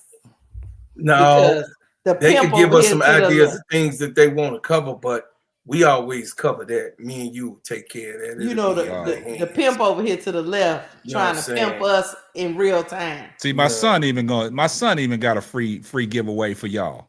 What he got? Tell him, son. Say, look, hey, he don't like being on camera, man. But I told him you gotta get ready for it, man. When they giving them, them press conferences after the game, you got to be ready for the camera now, man. Yeah. You gotta be ready for that camera. Yeah. Yep, that's a good one, Jemima. WNBA draft. We'll give y'all our picks. That's a good time. We're gonna do the mock draft. Definitely, we're gonna do our see, they're gonna do the mock draft. They ain't talk about no giveaways or nothing. We can give away some stuff. What y'all giving away? The chat want to know. I gotta get with the gingerbread man. It's a surprise. Don't man. This man. I don't is surprise highly influenced. I don't worry surprise about him. him. See, I'm giving another shirt. Put that shit back up on the screen. See, they bullshitting. They bullshitting. Y'all want me to run the wheel one more time, man? Y'all want me to run the wheel one more time? I'm gonna run the wheel one more time because see, these these co-hosts, man, they ain't no good, y'all. I got That's why I another said, one. man, sometimes you got to be solo dolo, man. I'm gonna run the wheel, woman. Keisha, Run the wheel. You ain't got it on the screen. What, the wheel? Oh yeah, let me put the wheel. Look, see, I told you. See, look, the executive producer ain't even on cue. I did good today, though. I'm proud of myself. Let me take Dre Stewart name off of there, man. We're gonna run the wheel one more time. Y'all ready? Run the wheel. Hit it. Here we go.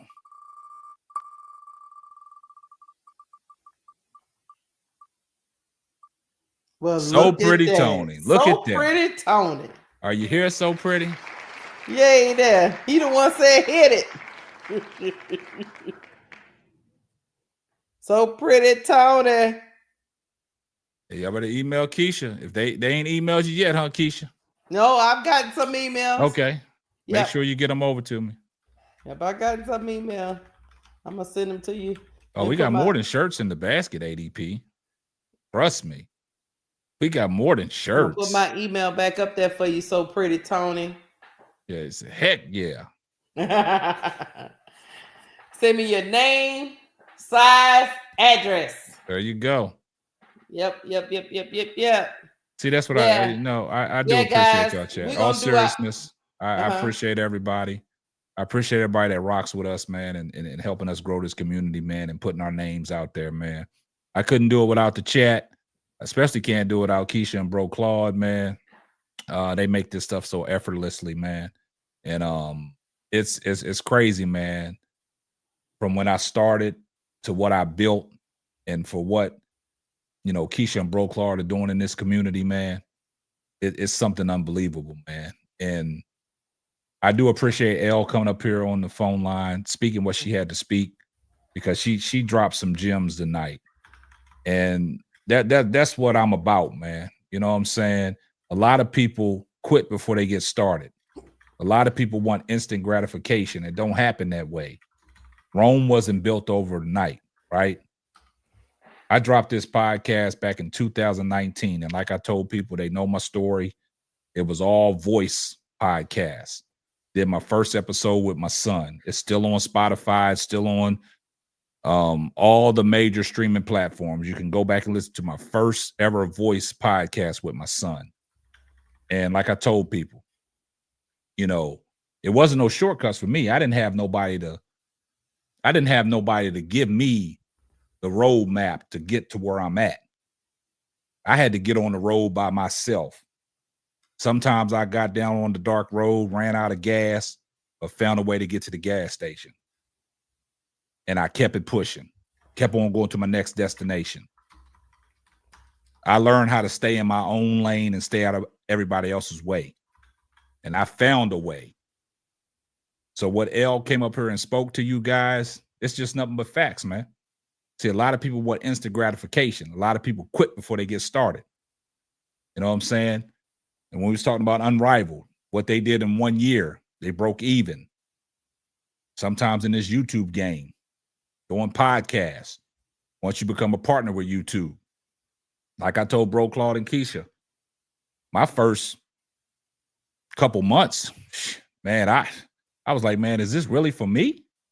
Mm-hmm. But I was just so excited to be a partner with YouTube because I used to follow a lot of people on YouTube that made them reaction channels, them funny pranks, and I saw all the money they was making. I was like, are they making this money just because they're a YouTube partner?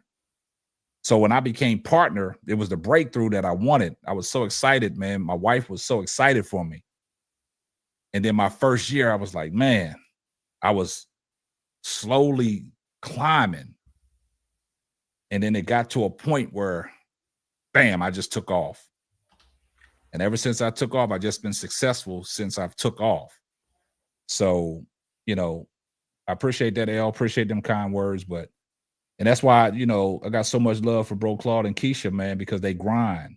Bro Claude is probably one of the hardest working people in this community that came from Simply Ball Dropping. This guy gets on every night, middle of the night, gets on first thing in the morning to bring y'all great content. And I find gratification in that because people are over there watching Bro Claude. I don't care if it's 2, 3 o'clock in the morning. They still watching him. I don't care if it's 8 o'clock in the morning. They still watching him. 11 o'clock in the morning, they still watching him. You know, Keisha does other shows outside of this show, and they still watching. So they putting in the work, and the results are going to pay off. You know what I'm saying? This is almost like this is their rookie season. And being rookies, they've learned a lot, and they well groomed. And what they doing is the content that they bringing you guys, man. Like we give it to you 3 the hard way, but we the full court trio. Because 1 minute I could be here, 1 minute I could be there, 1 minute Bro Claw's there, 1 minute Keisha's there. But like I said, man, y'all got to give it up for Keisha and Bro Claw. That's why it ain't like I'm very humbled. It ain't like we're forcing you guys to give us a super chat. The only reason why we say donate them super chats, y'all got to understand how YouTube works on a live show. When they see that super chat and them engagements, man, they branching our channel off and putting us deep in the algorithm. You see a lot of these celebrities doing shows where they getting all these super chats. That's how they stay in the algorithm, but they not even reading their message. We do that. We shout out to people in the chat. We make y'all feel important. We can just come up here and talk all day long and just disregard every message that y'all send in the chat. But we don't do that. We entertain the chat because the chat is what keeps us going. And I'm humbled by it. So I appreciate you all. We appreciate you. You deserve it. You guys, I said it to you this morning. I'm nothing without y'all, and I appreciate it. And I'm serious. K-Sap, I thank you. I appreciate you, brother. You know, I shared with them a little bit today on the crash out room about how I was not even gonna get on the mic. And then I'm getting all these at first, when I first started, y'all, I wasn't getting people telling me not to do it or don't do this or critiquing me and doing things. They didn't even care. They thought I was gonna fail. Mm-hmm. But I got a man that showed me love and opened up a window. He just had to crack it a little bit, but he opened the damn window up. I'm like, damn, man, I could let my own self in. He said, no, get your ass up in here. And we gonna do this together, and I appreciate it. Man, it's crazy. I'm gonna let you go, Keisha, but it's crazy. Oh, like L said, it takes hard work to produce shows that we produce. Y'all don't know what we do behind the scenes.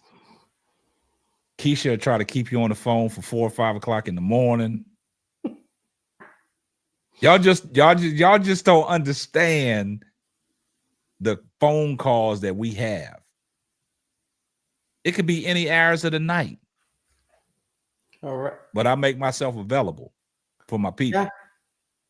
And, you know, when I have a supporting and loving wife that I have, knowing what I'm trying to achieve, it's all good. It's been plenty of times that I don't even want to get behind the camera and talk about nothing. My wife and son like, don't you got a show to do? That's my motivation, man. Mm-hmm. You know what I'm saying? They my motivation. My 2 daughters are grown. I got a grown daughter living in Houston, man. She's on her own. My middle daughter, she's married and got 2 kids. So it's just me, my wife, and my son at the house. Right. And every time I walk in the door, if I got to go into the office, into a corporate office and come in this door, sometimes, you know, my son will be like, how was work? Man, I don't want to talk about work. And then later on, I'll be like, man, I don't even feel like getting up. He'd be like, you better get up on there with Keisha and Bro Claude. Hey, y'all think I be trolling sometimes. My son is a troll. He's a troll. But I appreciate everybody. Appreciate all y'all's love and support. Without y'all, we couldn't do this, man. And we do it for you guys. That's why we have shows coming on this late, because we know that y'all gonna come in here and entertain just like we entertain. And y'all stick with us through the whole show. So that's love, man. Go ahead, Keisha. Yeah, I say that I appreciate everyone on this panel. I appreciate you, KSAP, but you know what I want to say? Another thing I want to say. We need to have fun all the time, and Gino being the up grandpa is funny as hell to me. Oh yeah, y'all. I saw that, man. That was funny. Yeah. But we try to have. Well, look, y'all. We try to entertain y'all. KSAP is always trolling us, and you know why he be trolling us? Because he want us to be better at our transitions. He want us to run a show like him. But we ain't him. He done put me on the back of the short bus. I don't care. Yeah. Until I can get to the front of the bus, that's where I'm gonna be, baby. I don't blame. Yeah. Yeah, but sometimes you got to be on the short bus. Hey, sometimes you got to sit on the back of the short bus before you can get to the front. You was at the back at one point. Hey, that's the only way you can get off. Right. You can't get off from the back. I went back there and cleaned up the trash and got right back out of there. You know what I'm saying? You sat there for a while. You took a long ride. Nothing wrong with marinating. Mm-hmm. She is so crazy. Hey, Keisha, do me a favor and hit that what I presented. Hit that. Yeah, I will. Okay, hold on. Yeah, Reddit. Keisha, man, I don't know if you wasn't here last week. Keisha was on the short bus, man. She was doing short bus activities, man. Hey, y'all, this is what we got coming. Y'all. We got that coming. See, that's what I'm talking about, y'all. I'm always working and doing whatever, but we got that coming. Y'all see that for the ladies? Yeah, we got that coming. And then, of course, for the sweatshirts, we got it coming. That's a diabolical gingerbread, man. We got it coming for you. So I appreciate it so much. It looked like that gingerbread man don't use no shea butter. No, he don't give a damn. That's me and my expression. Anger with a chain. Yeah. There's nothing wrong with that, boy. Hey. I wouldn't wear that shirt in the dark alley, man. I might get stabbed. Hey, no, they gonna run away from you with him mean mugging them. Yeah. Oh yeah. So we got it coming for y'all hats. And everything gonna be ready and available, man. Y'all just stick with us, man. Y'all stick with us. Hey, look. We growing. This man is beautiful. The draft is coming. Me and old Bro Claw to be live during the draft. We got the NBA playoffs coming. We're gonna pick some games out and hang out and see if the Lakers can like Shannon Sharp said in 5. Man, Shannon Sharp said Lou Dort, divorce court, child support, Lakers in 5. Lakers in 5. Look, check this out. What Bro Claw just showed on the screen. His merch collection, right? Mm-hmm. This is what happened to me when I launched the podcast. I branched off and got my own merch. So this is stuff that we do behind the scenes, and we do it for y'all, man. We try to give y'all because y'all represent us. Reddick Milky Way, got to give a shout out to Reddick Milky Way. She didn't purchase a lot of my merch. Got to give a shout out to her. You know what I'm saying? She didn't purchase my merch too. That's what I'm saying. So that she is one of the biggest supporters that we have in the Simply Ball Dropping community, man. One of the biggest supporters, man. And I always like to shout out, put a spotlight on some of the people in the chat. You know what I'm saying? So I appreciate everything that everybody does in the chat. Appreciate everybody's time. I'm not going to say too much more. I'm going to miss y'all on Friday. But I'm going to turn it over to Keisha because this is her show, and I'll let her take us on. Y'all put that happy birthday in the chat, y'all. Y'all put that happy birthday in the chat. Happy birthday. Yeah, put it in the chat. And what I was about to say, shoot, I lost my. Somebody said that gingerbread. Short tendency. No, somebody said that gingerbread man looked like it's up to no good. Mm-hmm. Hey, well, that's a representation. Y'all know that that gingerbread man, he a grown man. It's 23 years old. Yeah, there you go. Good stuff, man. Go ahead, Keisha. Go ahead and close it out, man. Yeah, we about to get up off of here. Look, a lot of things coming. Very engaging conversation. I got Bro Claude to crash out 20 minutes into the show. So, look, this is what I was put here for. That's why I've been put here in the middle, is to get Bro Claude off his game just a little bit, get him reprimanded by L before he was ready to get reprimanded. See, you heard that L. I can't make this up. She said it.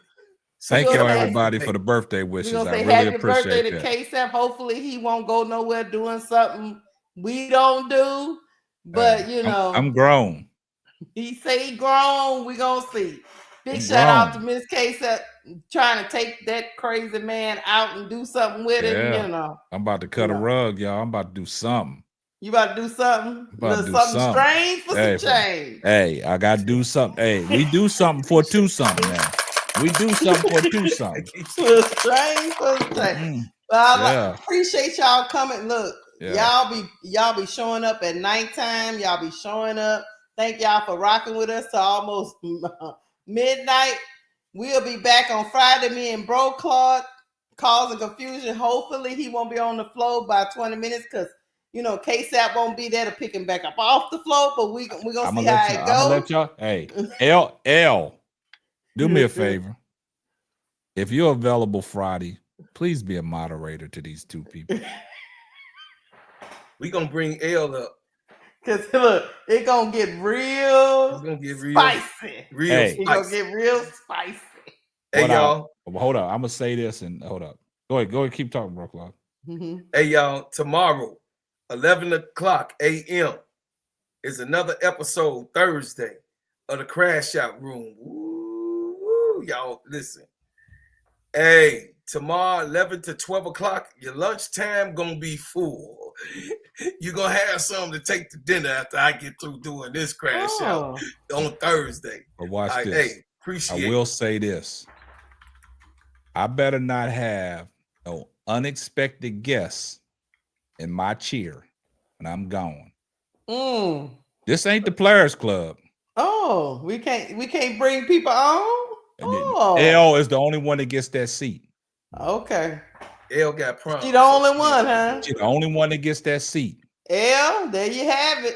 L got prom. She ain't who you thinking about putting in that chair? You don't worry about that. I might was gonna put the gingerbread man in there. Nah, we already got the gingerbread. Ain't nobody getting up in there. Hey, ring Reddick up. Ring Reddick up. I'm finna ring Reddick. L, you available on Friday? Because we'd love to have you up here. Oh, she got prom? Hey. Reddit Milkaway say, does L still need watch hours? L, you got to be the moderator because that box right there, Hollywood Squares, I better not have no unexpected guests on this show. Ain't nobody gonna be up there. She already know I'm gonna have the bulldog up there. Y'all see where I'm getting at. I better not have no unexpected guests up on the floor. You don't know. I might be like Queen and bring my mama up there to cook, bro. I mean that's all. That's perfectly fine. I'm talking about no unexpected guests. 9 o'clock on Friday, L. 9 o'clock. That'll be 7 o'clock your time. Well, I think it'd be 7 o'clock your time, though. Yeah. Tell mama she could cook me anything. I'm gonna eat her cooking. She gonna tell you to stop that glazing. Okay. That's what she gonna say. Y'all know what I was getting at. Unexpected guests. I don't care if your mama come up on here, Keisha, and cook Bro Claude. I don't care if your grandbaby come up on the chair and cook Bro Claude. Bro Claude, your own grandbaby cooking you. I don't want no unexpected guests in my chair. You heard him, Keisha, with your nice messy ass. I'm messy. It's gonna be somebody in that chair that can cook Bro Claude. That's what it's gonna be. What's up, I bro? beg to differ. I see you, bro. Ain't nobody cooking me, baby. I'm raw and uncut, baby. Yeah. Hey, I run real fast. I'm the gingerbread. Shout out to Brooklyn in the chat, man. Make sure y'all follow the Perspective with Brooklyn 80s. Yes. Yeah. Make sure y'all follow Brooklyn. Thank y'all for rocking with us at nighttime. You only need a couple more y'all subscribers. Yeah, you only need to go over there to the Perspective. If ADP, if you got Brooklyn's channel, put him in the chat for us real quick. Hold on. Yeah. But yeah. Well, I mean, he say he can hold his own, so you know, I don't want him calling your phone when you're trying to hang out with your beautiful wife. He on the other end crying, talking about Keisha was mean to me. I don't want y'all that. Don't. Yeah. I'm not finna crash out for the people. Nah, bro. We gotta keep. Hey, L. We're gonna try to keep Bro Claude. We gotta keep Bro Claude under wraps, man. He can't crash out over here. He can take that on the crash out session. I'm gonna hold it. Cause I'm gonna cuss your rabbit. Oh, you got over the hump tonight, Brooklyn? I'm gonna do. Hey, good stuff, man. All right, man. Hey, there you go. Hey, congratulations, Brooke. Congratulations, I appreciate. Listen, I appreciate everything and everybody that supported my man. Hey. Get that little pea shooter out there. This is what it's supposed to that's sound all like. it is. It's a little bitty one. Put that pea shooter down. Hey, put that pea shooter down. This is how it's supposed to sound, Bro Claude. Go ahead, baby. That's a big gun. Yeah. I'm getting there. It's all right. Start small and then grow large. Look how I'll be checking in with the chat on Friday. Keep him. Yeah, we're gonna keep Bro Claude together, man. We got him, man. We gotta keep him down, man. You know, I don't want him to be over there. Yeah. You know how he get emotional. You know, Ms. D, you need to just check in on him before the show starts. Yeah. You know, give him a pep talk. Yeah. Hey, but nah, that was a great show, man. Keisha, you can go ahead and we out. Look, we out. Look, I love y'all, chat. Love y'all. Do we need to stay? We need to stay on after this for this foolishness? What? Yes. Okay. Look, we love y'all, chat. We're gonna see y'all Friday. Y'all got my email address. If y'all got any suggestions, topics, send it to me. I don't mind listening. If you want me to say something crazy to Bro Claude on the show, send that too. We out. Don't listen to her. Don't listen to her. Chat. Hold up. Oh, Nate dropped something. Okay, here we go. Here comes the money. Hey, you gotta get that money. He say, "What you trying to say, K-Sap? No dark people?" Nah. What I'm trying to say is $1,000 is on the line, and we out. Ooh, glazing. We out, y'all. Love y'all. Have a good night. Go to bed. You gotta go to work, but we out.